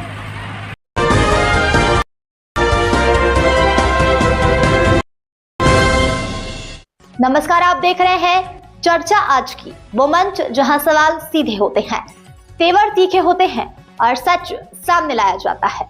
यहाँ बात होती है जनहित की, यहाँ होती है जवाबदेही की मांग। मैं हूं आपके साथ साक्षी और अब वक्त है उस खबर का जिसने पूरे सिस्टम को कटघरे में खड़ा कर दिया है। युवा शक्ति से राष्ट्र निर्माण का संकल्प युवा दिवस पर जबलपुर में उप मुख्यमंत्री जगदीश देवड़ा से 1,500 विद्यार्थियों ने किया सामूहिक सूर्य नमस्कार। अल्प प्रवास पर जबलपुर पहुंचे प्रदेश के उप मुख्यमंत्री एवं जिले के प्रभारी मंत्री जगदीश देवड़ा ने रविवार को युवा दिवस के अवसर पर आयोजित जिला स्तरीय सामूहिक सूर्य नमस्कार कार्यक्रम में सहभागिता की। ये कार्यक्रम पंडित लज्जा शंकर झा शासकीय उत्कृष्ट उच्चतर माध्यमिक विद्यालय में आयोजित किया गया। स्वामी विवेकानंद जी की जयंती युवा दिवस के अवसर पर आयोजित इस भव्य कार्यक्रम में उप मुख्यमंत्री श्री देवड़ा मुख्य अतिथि के रूप में शामिल हुए। सभी अतिथियों ने विद्यार्थियों के साथ मिलकर सूर्य नमस्कार एवं प्राणायाम किया। कार्यक्रम का शुभारंभ मां सरस्वती एवं स्वामी विवेकानंद जी के चित्र पर माल्यार्पण एवं दीप प्रज्वलन के साथ किया गया। उनके विचार आज भी प्रासंगिक है और आने वाली पीढ़ियों को सदैव मार्गदर्शन देते रहेंगे। योग और सूर्य नमस्कार को यदि दैनिक जीवन का हिस्सा बनाया जाए तो उसके मन और शरीर दोनों स्वस्थ रहते हैं। कार्यक्रम के दौरान मुख्यमंत्री डॉक्टर मोहन यादव का संदेश आकाशवाणी के माध्यम से प्रसारित किया गया। साथ ही स्वामी विवेकानंद जी द्वारा शिकागो धर्म संसद में दिए गए ऐतिहासिक भाषण का हिंदी अनुवाद भी सुनाया गया। कार्यक्रम के उपरांत उप मुख्यमंत्री जगदीश देवड़ा भाजपा जिला कार्यालय पहुंचे, जहां उन्होंने पत्रकार वार्ता को संबोधित किया। जो विकसित भारत के लक्ष्य की दिशा में एक क्रांतिकारी कदम है, जो मनरेगा की जगह लेगा और ग्रामीण विकास को गति देगा। भ्रष्टाचार पर रोक लगेगी,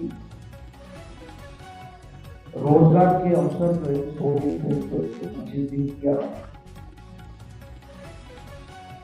संपत्ति निर्माण के साथ ग्रामीण अर्थव्यवस्था को मजबूत करेगा। मैं चूंकि यह पूरा विधेयक और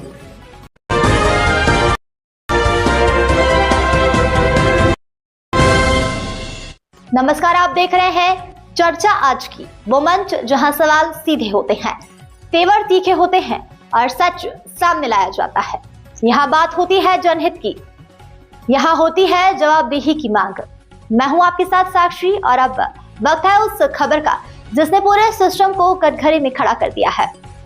नववर्ष की नई पहल जीवनदान की ओर एक कदम। नया साल हर बार नई उम्मीद लेकर आता है, लेकिन इस बार ये नववर्ष सेवा, संवेदना और मानवता के संदेश के साथ मनाया गया। सपना इंफ्रा प्रोजेक्ट एवं anti corruption foundation of India के संयुक्त सौजन्य से Indian red cross society blood centre छावनी इंदौर में एक विशाल रक्तदान शिविर का आयोजन किया गया। इस कार्यक्रम में मुख्य अतिथि के रूप में सांसद श्री शंकर लालवानी एवं DCP crime branch Shri Rajesh Dandotiya मौजूद रहे। रक्तदान शिविर में करीब 250 से अधिक लोगों ने स्वेच्छा से रक्तदान कर मानवता की मिसाल पेश की। कार्यक्रम में अनंत जाजौदिया, रामरत्न जुनेजा और कई सारे लोग मौजूद रहे। कार्यक्रम के माध्यम से ये संदेश दिया गया कि आपका एक छोटा सा सहयोग किसी की जिंदगी बचा सकता है। आइए इस नव वर्ष पर हम सब मिलकर मानवता का हाथ थामे और जीवन बचाने के लिए इसे पुनीत कार्य को सहभागी बने। मैम, आज ब्लड डोनेशन कैंप का आयोजन किया गया है, किस तरीके के आयोजन? ये ब्लड डोनेशन कैंप जो हमने किया है वो हमने बिल्कुल समाज सेवा के लिए ही किया है। ये किसी एक पर्टिकुलरली पर्सन का नहीं है, ये एक मिलीजुली सरकार है जो सब मिलके हम लोग कर रहे हैं। और हमारा इस आयोजन का पर्पस सिर्फ देश और समाज की सेवा करना है, बस इसलिए हमने ये आयोजन किया है। किस तरीके का रुझान देखने को मिला है? यहाँ पर रुझान तो मिला जुला मिल रहा है। युवाओं ने काफ़ी अच्छा रुझान दिया है। कुछ हमारे पास जितने भी अभी डोनेशन हुए हैं उसमें सबसे ज़्यादा जो युवा हैं एक्सपेक्ट कर रहे हैं कि 200+ डोनेशन हम करें, जिसमें सारी कैटेगरीज मिलेगी। मुख्य अतिथि के तौर पे हमारे पास में सांसद शंकर लालवानी जी, गोलू शुक्ला सर, उनकी वाइफ और डीएसपी राजेश दंडोतिया जी और सीमा अलगा मैम आ रही है जो मुख्य अतिथि रहेंगी हमारी। कितना अच्छा लगता है जब इस तरीके के काम? सर, ऐसा काम जब करते हैं तो बहुत अच्छा लगता है, क्योंकि हमें लगता है कि हम भी समाज के लिए कुछ कंट्रीब्यूट कर रहे हैं, सोसाइटी के लिए कुछ कर रहे हैं। तो ये काम तो हमेशा बहुत अच्छे लगते हैं और एक अलग ही खुशी और अलग ही हैप्पीनेस होती है ऐसे काम करने के बाद। आगे बढ़ चढ़ के मैं आज के युवाओं को यही संदेश देना चाहती हूँ कि ब्लड डोनेशन कैंप करते रहना चाहिए। जो सोसाइटी में आजकल जो बच्चों में हार्ट अटैक का मेन रीज़न जो है वो उनको अवेयरनेस नहीं है।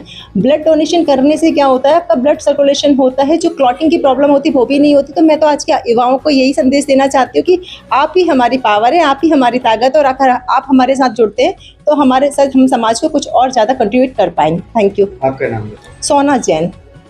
कार्यक्रम किया गया है, किस तरह के आयोजन है, किस तरह? ये आयोजन समाज के लिए एक बहुत अच्छा कार्यक्रम है और काफ़ी अच्छा रुझान मिल रहा है। 200 से 250 डोनर। मुख्य अतिथि के तौर पे शंकर लालवानी जी, गोलू शुक्ला जी।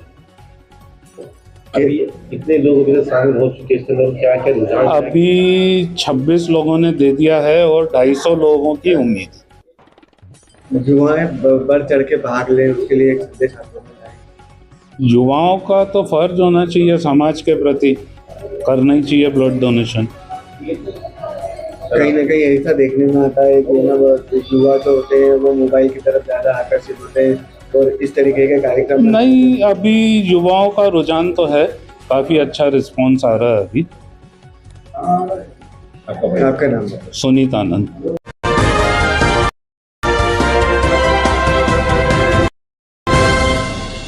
नमस्कार, आप देख रहे हैं चर्चा आज की, वो मंच जहां सवाल सीधे होते हैं, तेवर तीखे होते हैं और सच सामने लाया जाता है। यहाँ बात होती है जनहित की, यहाँ होती है जवाबदेही की मांग। मैं हूं आपके साथ साक्षी और अब वक्त है उस खबर का जिसने पूरे सिस्टम को कटघरे में खड़ा कर दिया है। कानपुर शहर के आयरा प्रेस क्लब में पीड़ित नाजरीन ने प्रेस वार्ता में हुए कथित उत्पीड़न और धोखाधड़ी को लेकर गंभीर आरोप लगाए। नाजनीन ने बताया कि वे अकेली हो वर्ष 2017-18 के दौरान 213/33 96 पंच ट्रेडर्स गया प्रसाद लेन में अपनी आजीविका चलाने के लिए कार्य शुरू किया। इसी दौरान दुकान मालिक नारायण दास छाबड़ा के पुत्र राहुल छाबड़ा ने उनसे प्रेम प्रस्ताव रखा। नाजनीन के अनुसार उन्होंने स्पष्ट कर दिया कि वह मुस्लिम है और विवाह संभव नहीं है। इसके बावजूद राहुल छाबड़ा ने विश्वास में लेकर उनका धर्म परिवर्तन कराया। 6 मार्च 2018 को आर्य समाज और कोर्ट मैरिज के माध्यम से विवाह किया। विवाह के बाद उनका नाम बदलकर काव्या छाबड़ा रखा। उन्होंने बताया कि शादी के बाद वे पति के साथ रतनलाल नगर स्थित उनके आवास पर रही, जहां मुस्लिम होने के कारण परिवार के कुछ सदस्यों द्वारा उन्हें प्रताड़ित किया गया। वर्ष 2021 में कोरोना काल के दौरान सास का निधन हो गया, जिसके बाद उनको जेवर और घरेलू सामान कथित रूप से उनसे छीन लिए गए। मेरा नाम नाजनी है। मेरा धर्म परिवर्तन करा के मुझसे शादी करी गई और पत्नी बना के अपने घर में रखा गया। उसके बाद मुझे छोड़ दिया गया, ये कह के कि मेरा तो मुझसे तलाक हो चुका है। किसने कहा ये? मेरे पति राहुल छाबड़ा ने। कहाँ रहते हैं ये रहते हैं 1259 रतनलाल नगर। तो इस चीज को लेकर आपने जो है थाने में, इनसे मुलाकात कैसे हुई? मैं इनके यहाँ 2013 में 11 अप्रैल को इनकी शॉप पे काम करने गई थी। इनकी शॉप है 33/96 पूर्णा कॉम्प्लेक्स, गया प्रसाद लेन में, पंच ट्रेडर्स के नाम से। इनकी ज्वेलरी की शॉप है। मैं इनके यहाँ काम करने गई थी। थोड़े समय बाद ये मुझे प्रपोज करा उन्होंने हमको कि तुम मुझे बहुत अच्छी लगती हो, मैं तुमसे शादी करना चाहता हूँ। पर मैंने इस चीज़ के लिए उनको मना किया कि आप भाई हिंदू मुस्लिम है, मैं आपसे कैसे शादी कर सकती हूँ। तो बोले हम तुमसे धर्म परिवर्तन करा के शादी कर लेंगे। फिर इन्होंने हमको लाल बंगले ले जाके पूजा पाठ द्वारा करवा के मेरा धर्म परिवर्तन किया। फिर कोर्ट में शादी करी। 6 मार्च 2018 को हमारी शादी हुई। उसके बाद मेरे सारे डॉक्यूमेंट्स इन्होंने सब चेंज कराए काव्या छाबड़ा के नाम से।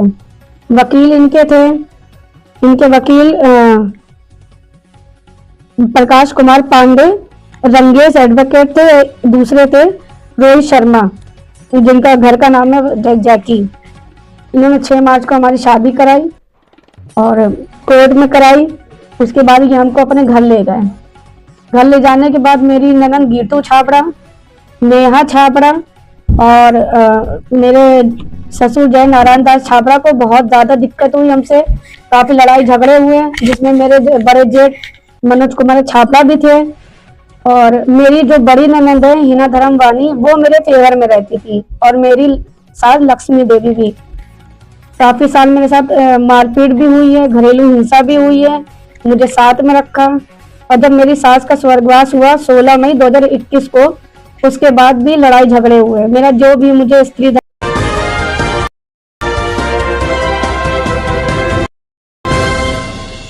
नमस्कार, आप देख रहे हैं चर्चा आज की, वो मंच जहां सवाल सीधे होते हैं, तेवर तीखे होते हैं और सच सामने लाया जाता है।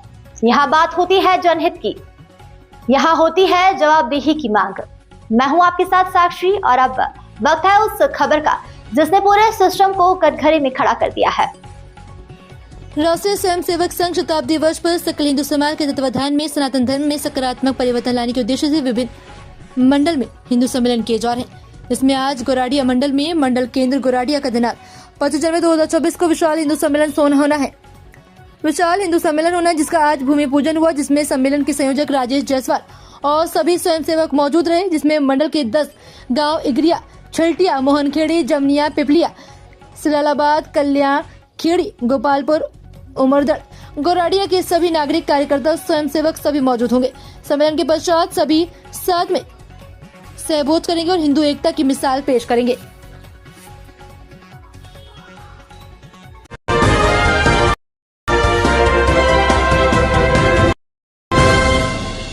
नमस्कार, आप देख रहे हैं चर्चा आज की, वो मंच जहां सवाल सीधे होते हैं, तेवर तीखे होते हैं और सच सामने लाया जाता है। यहाँ बात होती है जनहित की, यहाँ होती है जवाबदेही की मांग। मैं हूं आपके साथ साक्षी और अब वक्त है उस खबर का जिसने पूरे सिस्टम को कटघरे में खड़ा कर दिया है। फगवाड़ा के होशियारपुर रोड पर स्थित मशहूर स्वीट शॉप पर आज सुबह दिन का उजाला होते ही अज्ञात हमलावरों की ओर से चलाई गई गोलियां। एक्टिवा पर सवार अज्ञात युवकों की ओर से गोलियां चलाईं तथा बड़े आराम से फरार हो गए। शहर के बीचों बीच गोलियां चलने की वारदात के बाद शहर में दहशत का माहौल बन गया। हैरानी की बात यह है कि शहर के अति व्यस्त इलाके में दिन दहाड़े हमलावर बड़े आराम से वारदात को अंजाम देकर फरार हो गए। इस घटना के बाद फगवाड़ा की सुरक्षा व्यवस्था पर बेहद गंभीर सवाल खड़े हो गए हैं। पुलिस की सुरक्षा व्यवस्था पर गंभीर सवाल इसलिए भी है क्योंकि पंजाब के मुख्यमंत्री का आज फगवाड़ा में आगमन होने के कारण सुरक्षा व्यवस्था बेहद चौक चौबंद थी।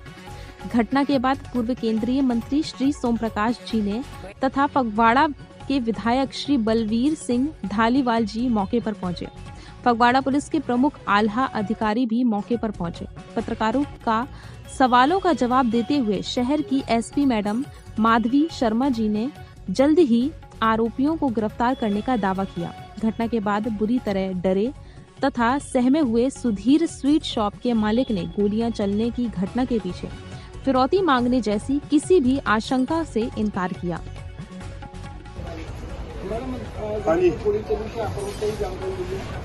हाँ जी, सानू पौने 7 वजे इन्फॉर्मेशन मिली सी कि जिहड़ी आ Sudhir sweet shop Hoshiarpur road ते जिहड़ा हैगा स्थित है उत्थे जिहड़ी आ अननोन लोकां वल्लों जिहड़ी गोली चलाई गई है।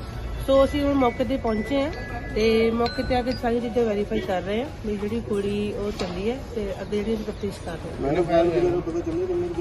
अजे असीं जस्ट मौके ते पहुंचे ही हैं, मौके ते पहुंचे हैं ते उस तो बाद वैरीफाई करांगे किन्ने फायर होए ने, किन्ने बंदे आए सी, किस तरह सारी चीज़ हुई है, वो वैरीफाई करने तो बाद ही दसांगे। ਹੁਣ ਤੱਕ ਅਸੀਂ ਇਹ ਦੇਖਿਆ ਵੀ ਜਿਹੜੀ ਉਹ ਫਾਇਰ ਇਨਸੀਡੈਂਟ ਹੋਇਆ ਆ ਉਹਨਾਂ ਦੇ ਨਾਲ ਅਸੀਂ ਗੱਲ ਕੀਤੀ ਹੈ। ਗੱਲ ਕਰਨ ਤੋਂ ਬਾਅਦ ਜਿਹੜੇ ਵੀ ਫੈਕਟ ਸਾਹਮਣੇ ਆਉਣਗੇ ਤਫਤੀਸ਼ ਦੇ ਵਿੱਚ ਉਹ ਤੁਹਾਡੇ ਨਾਲ ਅਸੀਂ ਸਾਹਮਣੇ ਤੱਕ ਲਿਆਵਾਂਗੇ। ਕੋਈ ਸੀਸੀਟੀਵੀ ਸਾਹਮਣੇ ਆਈ ਹੈ ਜੀ? ਹਾਂ, ਸੀਸੀਟੀਵੀ ਕੈਮਰੇ ਸਾਹਮਣੇ ਆਈ ਹੈ। ਅਸੀਂ ਉਹ ਜਿਹੜੀ ਪ੍ਰੀਜ਼ਰਵ ਕਰਵਾ ਕੇ ਅਸੀਂ ਫਿਲੌਰ ਦੇ ਫੋਰੈਂਸਿਕ ਜਿਹੜੀ ਉੱਥੇ ਭੇਜ ਦਿੱਤੀ ਹੈ। ਉਸ ਤੋਂ ਬਾਅਦ ਜਿਹੜੀ ਉਹ ਸਾਰੀ ਤੁਹਾਡੇ ਨਾਲ ਸਾਹਮਣੇ ਕਰ ਕਿੰਨੇ ਬੰਦੇ ਸੀਗੇ? ਹਾਂਜੀ, ਕਿੰਨੇ ਬੰਦੇ ਸੀਗੇ ਜਿਹੜੇ? ਅਜੇ ਤੱਕ ਤਾਂ 2 ਤੋਂ 3 ਹਜੇ ਕਹਿ ਰਹੇ ਨੇ, ਬਾਕੀ ਦੇਖਦੇ ਹਾਂ। ਜਿਹੜਾ ਵਹੀਕਲ ਕੀ ਸੀਗਾ ਮੈਡਮ? ਵਹੀਕਲ ਹਜੇ ਨਹੀਂ ਪਤਾ ਸਾਨੂੰ ਕਿਹੜਾ ਸੀਗਾ, ਉਹ ਤੋਂ ਬਾਅਦ ਹੀ ਸਾਨੂੰ ਜਸਟੀਫਾਈ ਕਰਾਂਗੇ ਅਸੀਂ ਕਲੀਅਰਲੀ ਵੀ ਕੀ ਹੈ ਸੀ, ਕਿੰਨੇ ਬੰਦੇ ਸੀ, ਕਿੰਨੇ ਰਾਉਂਡ ਫਾਇਰ ਹੋਏ, ਉਹ ਸਾਰਾ ਕੁਝ ਬਾਅਦ ਚ ਤੁਹਾਨੂੰ ਕਲੀਅਰ ਕਰਾਂਗੇ। ਕੋਈ ਜਾਨੀ ਨੁਕਸਾਨ ਤਾਂ ਨਹੀਂ ਹੋਇਆ?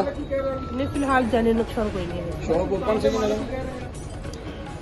ਦੁਕਾਨ ਮਾਲਕ ਇਹੀ ਕਹਿ ਰਹੇ ਨੇ ਵੀ 6:30 ਵਜੇ ਅਸੀਂ ਆਪਣੀ ਦੁਕਾਨ ਓਪਨ ਕੀਤੀ ਹੈ, ਉਸ ਤੋਂ 15 ਮਿੰਟ ਬਾਅਦ ਸਾਡਾ ਇਹ ਫਾਇਰ ਇਨਸੀਡੈਂਟ ਹੋਇਆ।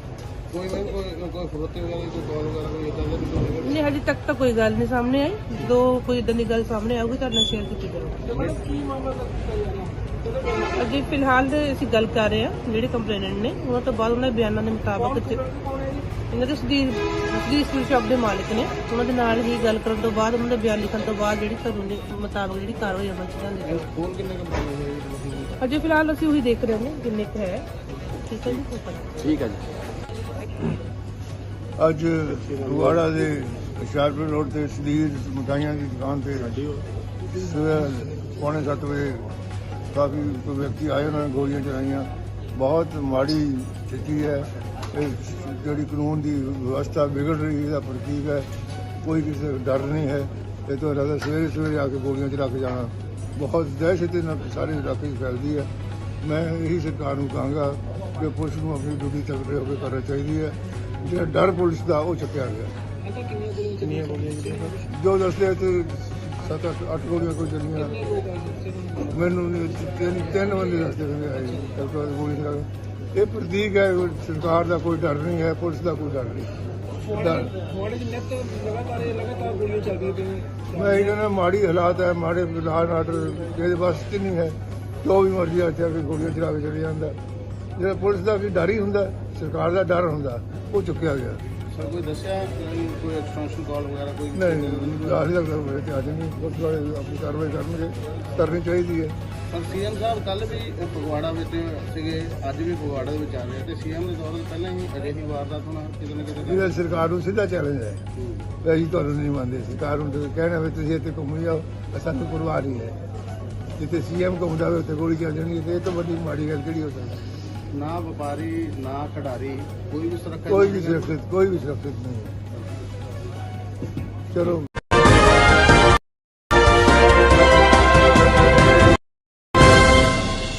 नमस्कार, आप देख रहे हैं चर्चा आज की, वो मंच जहां सवाल सीधे होते हैं, तेवर तीखे होते हैं और सच सामने लाया जाता है।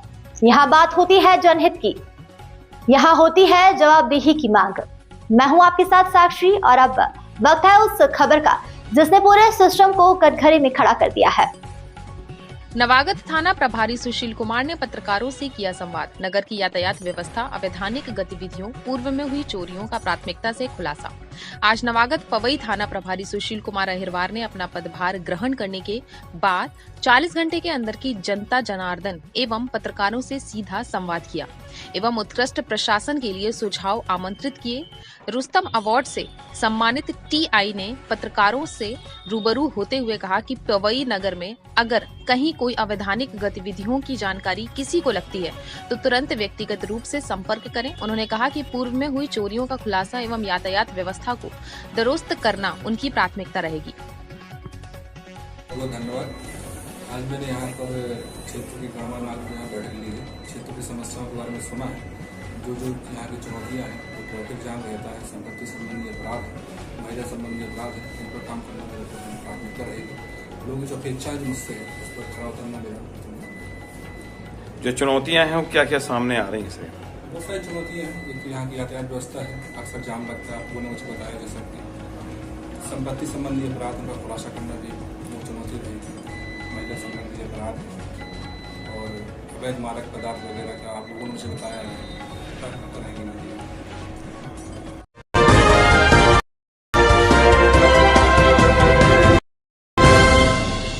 नमस्कार, आप देख रहे हैं चर्चा आज की, वो मंच जहां सवाल सीधे होते हैं, तेवर तीखे होते हैं और सच सामने लाया जाता है। यहाँ बात होती है जनहित की, यहाँ होती है जवाबदेही की मांग। मैं हूं आपके साथ साक्षी और अब वक्त है उस खबर का जिसने पूरे सिस्टम को कटघरे में खड़ा कर दिया है। अमृति इलाके के सीपीआईएम, नेशनल कांग्रेस और बीजेपी छोड़कर करीब 150 वर्कर तृणमूल कांग्रेस में शामिल हुए। मालदा डिस्ट्रिक्ट प्रेसिडेंट माननीय लिपिक बर्मन महाशय INTTUC डिस्ट्रिक्ट प्रेसिडेंट माननीय विश्वजीत हल्दर महाशय, अमृति इलाके के तृणमूल कांग्रेस प्रेसिडेंट रामकृष्ण घोष महाशय INTTUC ब्लॉक प्रेसिडेंट, अमृति इलाके के चीफ अष्टमी घोष महाशय, डिप्टी चीफ लाजिम खान और कई सारे लोगों ने प्रोग्राम में हिस्सा लिया। इसके चलते आने वाले विधानसभा चुनाव में अमृति इलाके को इंग्लिश मार्केट में अच्छे नतीजे मिलेंगे। इस ज्वाइनिंग प्रोग्राम के चलते मालदा शहर में बीजेपी की कमजोरी सामने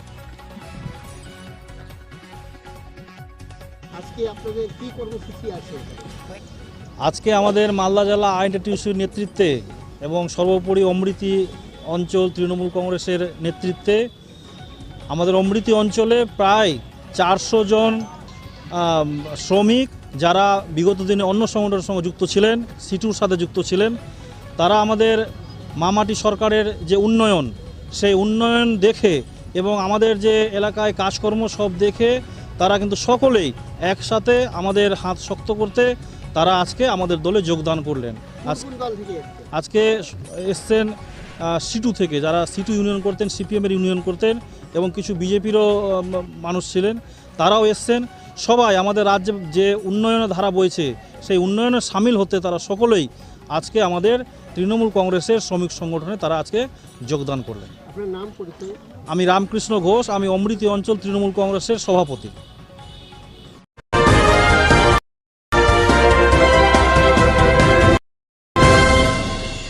नमस्कार, आप देख रहे हैं चर्चा आज की, वो मंच जहां सवाल सीधे होते हैं, तेवर तीखे होते हैं और सच सामने लाया जाता है।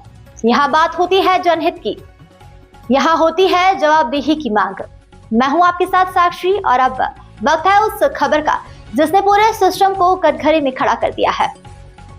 जावरा वरिष्ठ पत्रकार स्वर्गीय श्री रमेश जी राठौर, उमाकांत राठौर रतलाम एवं श्री सकल पंच राठौर समाज जावरा के संरक्षक एवं पत्रकार जगदीश राठौर के पूज्य पिताश्री और राठौर महिला मंडल उपाध्यक्ष मधुबाला राठौर, पत्रकार के ससुर और नेहा राठौर के दादाजी समाजसेवी स्वर्गीय श्री नरसिंह श्री राठौर की पुण्यतिथि के अवसर पर श्री गोपाल इफ्तिखार गौशाला जावरा में गौशाला अध्यक्ष कैलाश विजयवर्गीय के मुख्य अतिथि और श्रीफल श्री सकल पंच राठौर समाज जावरा के संरक्षक शिव नारायण राठौर और श्री गीता भवन ट्रस्ट के सचिव अशोक सेठिया की विशेष अतिथि में गौवंश को गुड़ और गौग्रास खिलाया गया। इस अवसर पर लायंस क्लब जावरा जन्मदिन समिति संयोजक विजय राठौर, पत्रकार समाजसेवी पवन राठौर, पत्रकार और बोरिंग विशेषज्ञ श्यामलाल राठौर, समाजसेवी नारायण सिंह, चंद्रावत समाजसेवी हेमंत मोहन राठौर और कई सारे लोग मौजूद रहे।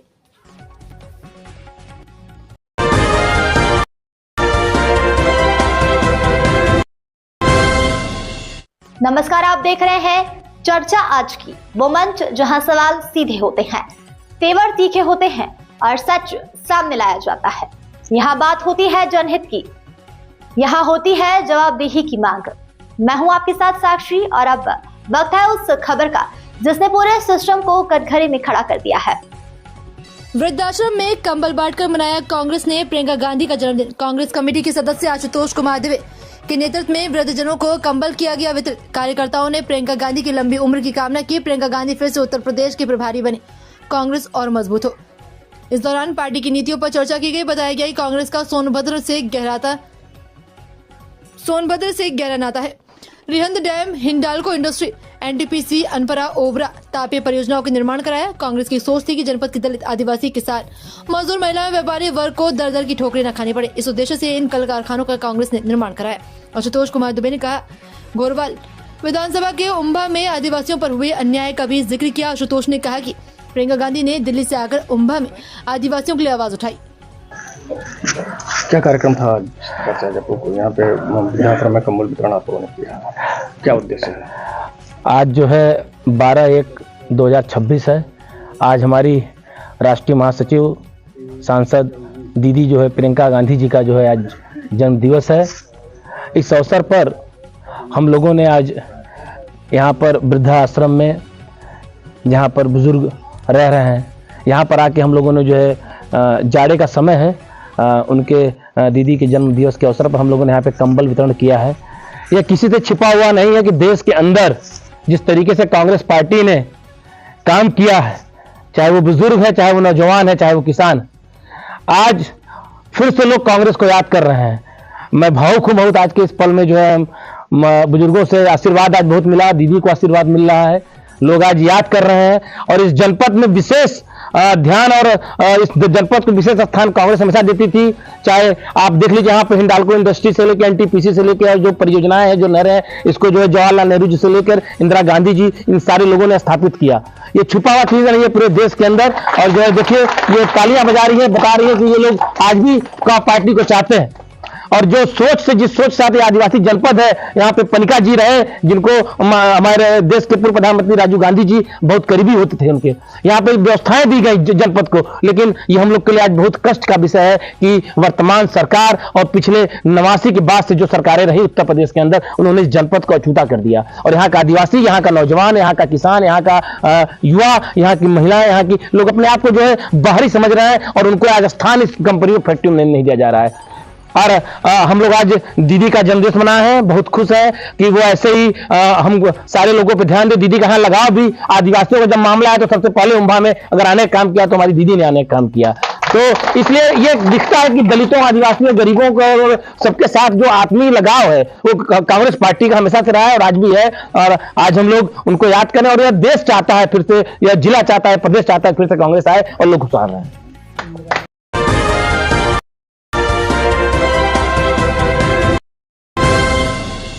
नमस्कार, आप देख रहे हैं चर्चा आज की, वो मंच जहां सवाल सीधे होते हैं, तेवर तीखे होते हैं और सच सामने लाया जाता है। यहाँ बात होती है जनहित की, यहाँ होती है जवाबदेही की मांग। मैं हूं आपके साथ साक्षी और अब वक्त है उस खबर का जिसने पूरे सिस्टम को कटघरे में खड़ा कर दिया है। जीएसटी के जोनल कमिश्नर भूपेंद्र शुक्ला ने समाज सेवा और राजनीति के अंध संवर्धों पर बेबाक राय रखते हुए भविष्य के सक्रिय राजनीति में उतरने के संकेत दिए। अपने पैतृक गांव पूर्व गांव स्थित आवास पर पत्रकारों से बातचीत करते हुए उन्होंने कहा कि उनके जीवन का परम उद्देश्य असहायों और गरीबों की सेवा करना है। उन्होंने अपने बचपन के दिनों को याद करते हुए कहा कि सामाजिक कार्यों के प्रति उनका झुकाव शुरू से रहा।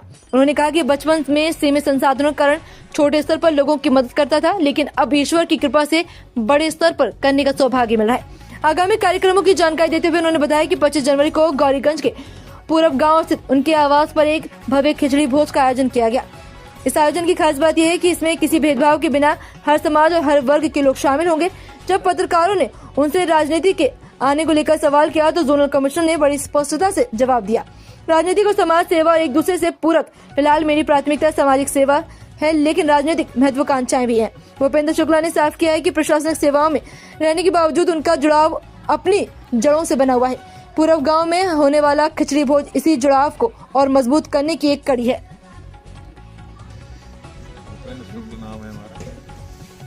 भूपेंद्र शुक्ल, मैं चिटौंजा पश्चिम पूर्व गांव का रहने वाला हूं। वर्तमान समय में जीएसटी डिपार्टमेंट में जोनल कमिश्नर के रूप में लखनऊ में तैनात हूं। सर, आप सामाजिक कार्य क्षेत्र में बहुत जो है हर जगह जो कार्यक्रम होता है उसमें आप बढ़ चढ़ के हिस्सा लेते हैं, तो सामाजिकता के क्षेत्र में आपका क्या कहना है? ये मेरे स्वभाव का हिस्सा है जी। बचपन से मेरा ऐसे ही स्वभाव था। जो आज कार्य कर रहा हूँ पहले भी करता था। पहले सीमित दायरे में था, उसका दायरा बड़ा हो गया है, इसलिए लोगों को दिखाई पड़ता है कि मैं सामाजिक कार्य ज़्यादा कर रहा हूँ, जबकि पहले भी करता था, लेकिन दायरा कम होने की वजह से कम दिखता था। ये सुना है कि कोई कुछ आयोजन है आपके यहाँ 25 जनवरी को, तो कैसा कार्यक्रम कर रहे हैं? बड़ी संख्या में लोग जैसे चर्चा है कि उपस्थित होंगे बड़ी संख्या में। ये कार्यक्रम मैं विगत 6 वर्षों से करा रहा हूँ। खिचड़ी भोज का कार्यक्रम होता है। पहले छोटे पैमाने पर मैंने शुरू किया, लेकिन अब धीरे धीरे करके बड़ा रूप ले लिया है। 5 से लेकर के 8,000 व्यक्ति अभी तक हमारे यहाँ इस भोज में आते हैं। और आपको जान के आश्चर्य होगा कि अभी तक कभी निमंत्रण पत्र इसके लिए मैंने नहीं छपवाया जी। उसके बावजूद 5,000 से अधिक व्यक्ति आते हैं जी। लेकिन इस बार हमने थोड़ा उसको संगठित ढंग से लोगों को बुलाने का प्रयास किया। गुला जी, पिछले कई वर्षों से आप सामाजिक कार्यों में नियोजित हैं, इसके पीछे कोई और भी बनता है? कोई राजनीतिक महत्वाकांक्षा तो नहीं है आपकी? नहीं, महत्वाकांक्षी तो मैं बहुत ज़्यादा हूँ, लेकिन अभी राजनीति की बात करना मैं उचित नहीं समझता हूँ। ये सामाजिकता और राजनीति दोनों एक दूसरे से जुड़े हुए हैं। तो अगर सामाजिक कार्य करते हुए मुझे कभी भविष्य में मौका मिलेगा तो निश्चित ही मैं उस रूप में भी लोगों की सेवा करने की कोशिश करूँगा।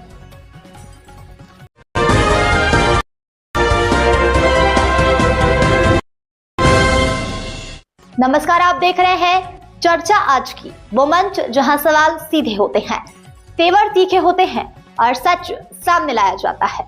यहाँ बात होती है जनहित की, यहाँ होती है जवाबदेही की मांग। मैं हूं आपके साथ साक्षी और अब वक्त है उस खबर का जिसने पूरे सिस्टम को कटघरे में खड़ा कर दिया है।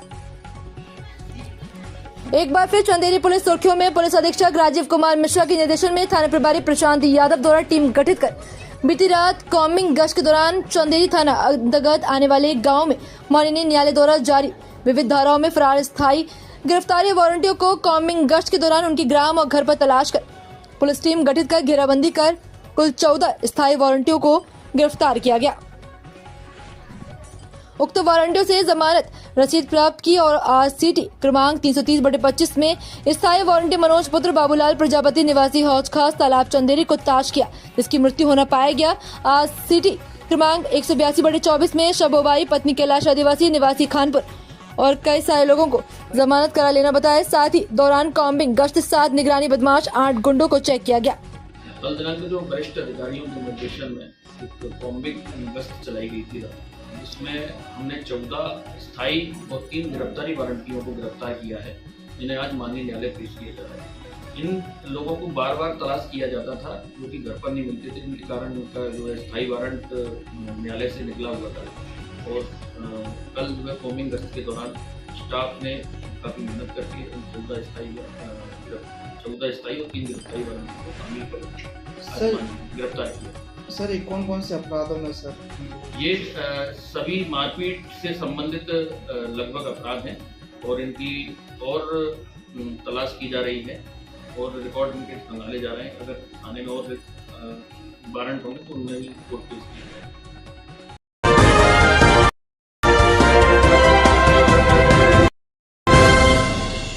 नमस्कार, आप देख रहे हैं चर्चा आज की, वो मंच जहां सवाल सीधे होते हैं, तेवर तीखे होते हैं और सच सामने लाया जाता है। यहाँ बात होती है जनहित की, यहाँ होती है जवाबदेही की मांग। मैं हूं आपके साथ साक्षी और अब वक्त है उस खबर का जिसने पूरे सिस्टम को कटघरे में खड़ा कर दिया है। खबर वीरपुर से। बता दें कि रात 10 बजे के करीबन एक व्यक्ति मोटरसाइकिल से वीरपुर से ओछापुर की तरफ अपने घर जा रहा था। बता दें कि वह काफी ज्यादा नशे में था। वहां से नशे की हालत में मोटरसाइकिल से वीरपुर से ओछापुर के लिए निकला। तभी अचानक आगे चलकर नशा ज्यादा होने के कारण मोटरसाइकिल का बैलेंस बिगड़ गया और वह सड़क के किनारे झाड़ियों में जा गिरा, जिससे चालक में काफी ज्यादा चोटें आई हैं। मौके पर ओछापुर के एक व्यक्ति ने डायल 112 पर तुरंत मौके पर बुलाया और घायल को रघुनाथपुर स्वास्थ्य केंद्र पहुंचाया। डॉक्टर ने कुछ मामूली चोटें बताई है। पायलट मुकेश गुर्जर 112 डायल पर ड्राइवर को एक आरक्षक ज्ञान सिंह केवट बिरपू ने समय से घायल को रघुनाथपुर स्वास्थ्य केंद्र पहुंचाकर उसका उपचार कराया।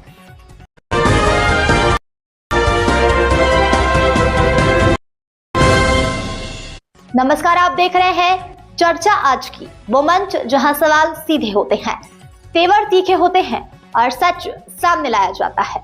यहाँ बात होती है जनहित की, यहाँ होती है जवाबदेही की मांग। मैं हूं आपके साथ साक्षी और अब वक्त है उस खबर का जिसने पूरे सिस्टम को कटघरे में खड़ा कर दिया है। इस वक्त की बड़ी खबर श्योपुर जिले के वीरपुर क्षेत्र से मिल रही है। वन विभाग के अधिकारी दीपक शर्मा अपने हमले के साथ सूचना मिलने पर वीरपुर से श्यामपुर की तरफ अवैध रेत उत्खनन पर पकड़ने के लिए गए। तभी एक रेत से भरे डंपर ने रोककर उन पर हमला कर दिया, जिस पर दीपक शर्मा द्वारा बताया गया कि अवैध रेत खनन करने वाले माफियाओं ने रोकने पर हमला किया और टीम पर पत्थर फेंकने कर निकल गए। जिसमें वन विभाग की गाड़ी का काफी नुकसान हुआ है। रेंजर दीपक शर्मा मौके से अपनी जान बचाकर वीरपुर वन विभाग ऑफिस पर आ गए। सुबह थाने जाकर रेत कर्मियों पर कार्रवाई कराई। सोचने वाली बात यह है कि रेत माफियाओं के हौसले इतने बुलंद हो गए हैं कि प्रशासन को सरेआम चुनौती दी जा रही है। सरकारी गाड़ी पर पत्थर फेंकने तक कुछ उतारू हो गए हैं,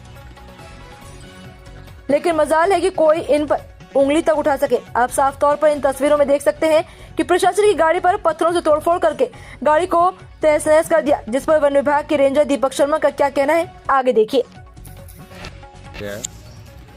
रेंजर दीपक शर्मा जी द्वारा एक आवेदन दिया गया है कि वो सुबह गश्त के दौरान निकल रहे थे तो कोई अवैध रेत का जो है एक डंपर जा रहा था, इसमें कुछ नामजद हैं, कुछ अज्ञात भी है उसके अंदर कुछ, तो उनके बारे में जांच चल रही है। अपराध पंजीबद्ध कर लिया गया है। जांच उपरांत उनके बारे में जो भी वैधानिक कार्रवाई होगी की जाएगी।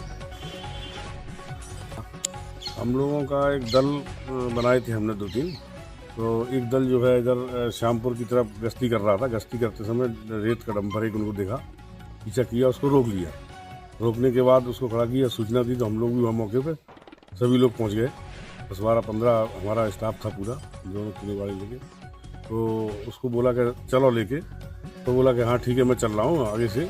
और उसके बाद जब चला तो थोड़ा आगे जाके उसने कच्चे में डाल दिया। जब उसका हम लोग पीछे थे, रोकने की कोशिश की तो उसने चलती गाड़ी से कूद के भाग गया और गाड़ी को वहीं पलटा दिया। और जब हम लोगों ने पास में गए तो पथराव किया, पथराव में गाड़ी वाहन टूट गए। कुछ लोगों को हल्की चोटें भी आई हैं, अंदरूनी चोटें, लेकिन ज़्यादा किसी को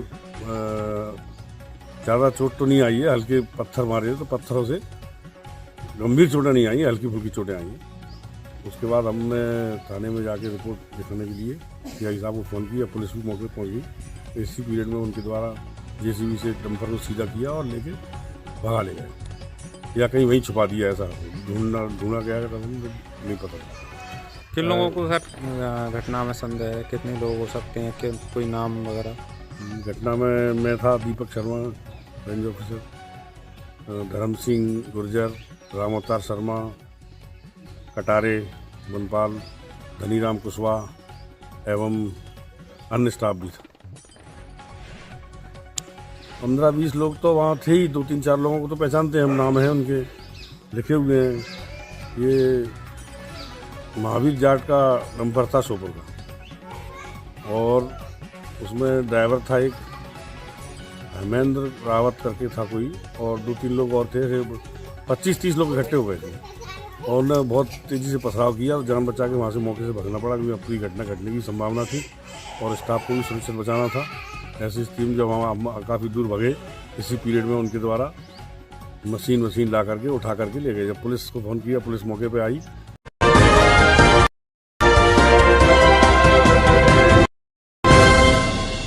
नमस्कार, आप देख रहे हैं चर्चा आज की, वो मंच जहां सवाल सीधे होते हैं, तेवर तीखे होते हैं और सच सामने लाया जाता है। यहाँ बात होती है जनहित की, यहाँ होती है जवाबदेही की मांग। मैं हूं आपके साथ साक्षी, और अब वक्त है उस खबर का जिसने पूरे सिस्टम को कटघरे में खड़ा कर दिया है। आगरा के थाना लोहा मंडी क्षेत्र के अंतर्गत आलमगंज में पीड़ित परचून दुकानदार के मकान 37/58 के सामने 10 फीट के सार्वजनिक रास्ते में पूर्व से ही दरवाजा होने के बावजूद दबंग पड़ोसी सोनू, छोटे अन्नू, पुत्रगण स्वर्गवासी शादी दरवाजे के सामने से रास्ते से दीवार लगाकर रास्ते को घेरकर अपने मकान में मिलाना चाहते हैं। संबंध में पीड़ित द्वारा मकान में को लेकर माननीय न्यायालय सिविल जज सिविल कोर्ट आगरा में नासिर बनाम छोटे आदि के रूप में विरुद्ध विचाराधीन है। इसके बावजूद सोमवार को उक्त आरोपी सोनू, छोटू, अन्नू ने खड़े होकर अवैध रूप से दीवार लगा दी और रास्ता और पीड़ित का दरवाजा जबरन बंद कर दिया। पीड़ित का कहना है कि निर्माण का विरोध करने पर दबंग धमकी देते हुए कहते हैं कोई हमारा कुछ नहीं बिगाड़ सकता, पुलिस हमारी है, और मना करने पर, झगड़ा करने पर आमादा हो जाते हैं। पीड़ित ने पुलिस अधिकारियों को लिखित में शिकायत देकर न्याय की गुहार लगाई है। पीड़ित का ये भी कहना है कि उक्त लोग आपराधिक प्रवृत्ति के व्यक्ति हैं, जिन पर थाना लोहा मंडी में कई आपराधिक मुकदमे पंजीकृत हैं, जिससे पीड़ित का परिवार काफी भयभीत है। आगरा से क्राइम रिपोर्टर समीर अब्बास के साथ ऐश्वर्या गौतम की रिपोर्ट, आज तक। अभी तक न्यूज चैनल आगरा।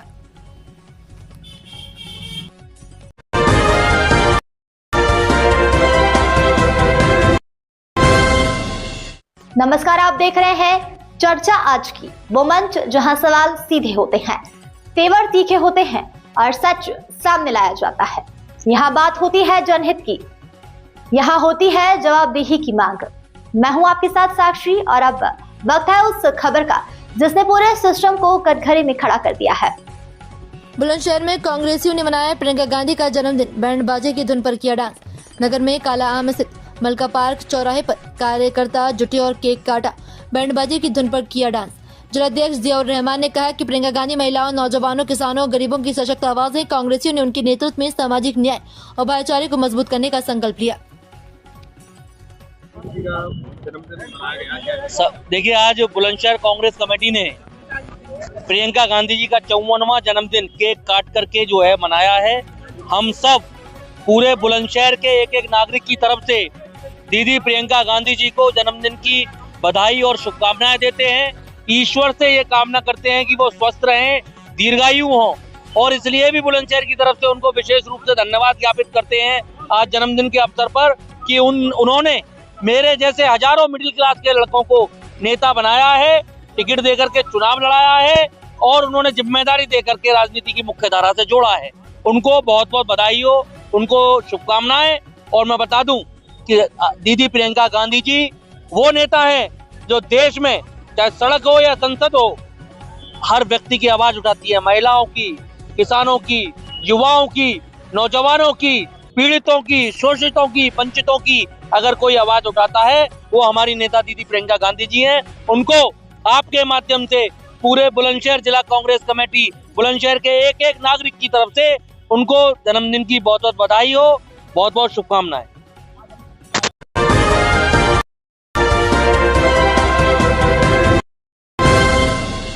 नमस्कार, आप देख रहे हैं चर्चा आज की, वो मंच जहां सवाल सीधे होते हैं, तेवर तीखे होते हैं और सच सामने लाया जाता है।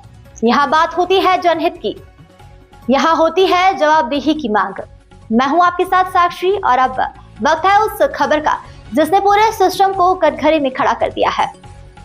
भारतीय जनता पार्टी द्वारा विकसित भारत जी राम जी जन जागरण अभियान के तहत सोमवार को जिला कार्यालय गंगानगर में एक महत्वपूर्ण प्रेस वार्ता का आयोजन किया गया। प्रेस वार्ता की अध्यक्षता भाजपा जिलाध्यक्ष विकास चौहान ने की। कार्यक्रम में सांसद डॉक्टर भोला सिंह मुख्य वक्ता के रूप में मौजूद रहे। इस अवसर पर जिला प्रभारी एवं विधायक वसंत त्यागी, विधायक संजय शर्मा भी मौजूद रहे। प्रेस वार्ता को संबोधित करते हुए सांसद डॉक्टर भोला सिंह ने कहा, वीबी जी राम जी फॉर रोजगार एवं आजीविका मिशन ग्रामीण अधिनियम ग्रामीण भारत के लिए एक ऐतिहासिक पहल है। इस कानून के माध्यम से ग्रामीण परिवारों को अब रोजगार केवल योजना नहीं बल्कि कानूनी अधिकार के रूप में प्राप्त होगा। उन्होंने बताया कि प्रत्येक ग्रामीण परिवार को 125 दिन का सुनिश्चित रोजगार दिया जाएगा।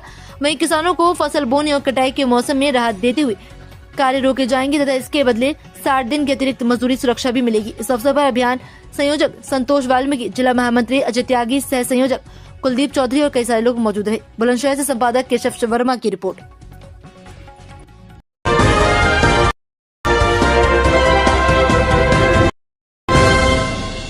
नमस्कार, आप देख रहे हैं चर्चा आज की, वो मंच जहां सवाल सीधे होते हैं, तेवर तीखे होते हैं और सच सामने लाया जाता है।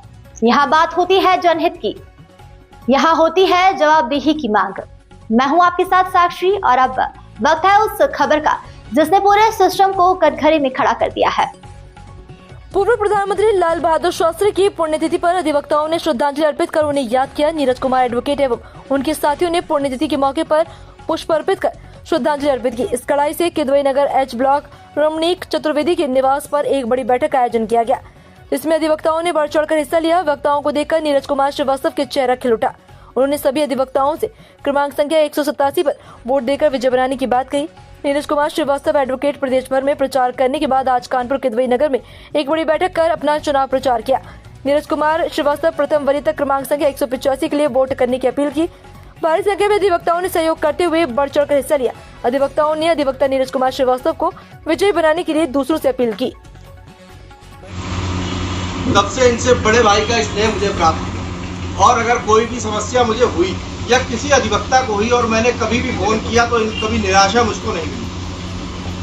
कई मुद्दों पर मेरी बात जो है व्यक्तिगत रूप से नीरज भैया से हुई, चाहे वो युवा अधिवक्ता के लिए रहा हो जो अभी अभी रजिस्ट्रेशन करा के आया है, उसकी बड़ी समस्याएं होती हैं, उसको आर्थिक समस्याएं होती हैं, वो कई बार अपनी किताबें तक खरीदने के लिए सक्षम नहीं होता।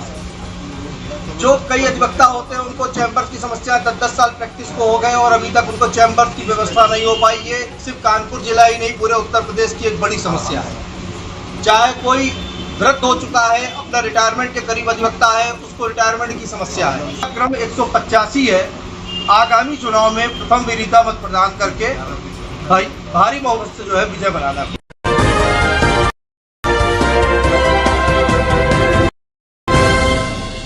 नमस्कार, आप देख रहे हैं चर्चा आज की, वो मंच जहां सवाल सीधे होते हैं, तेवर तीखे होते हैं और सच सामने लाया जाता है।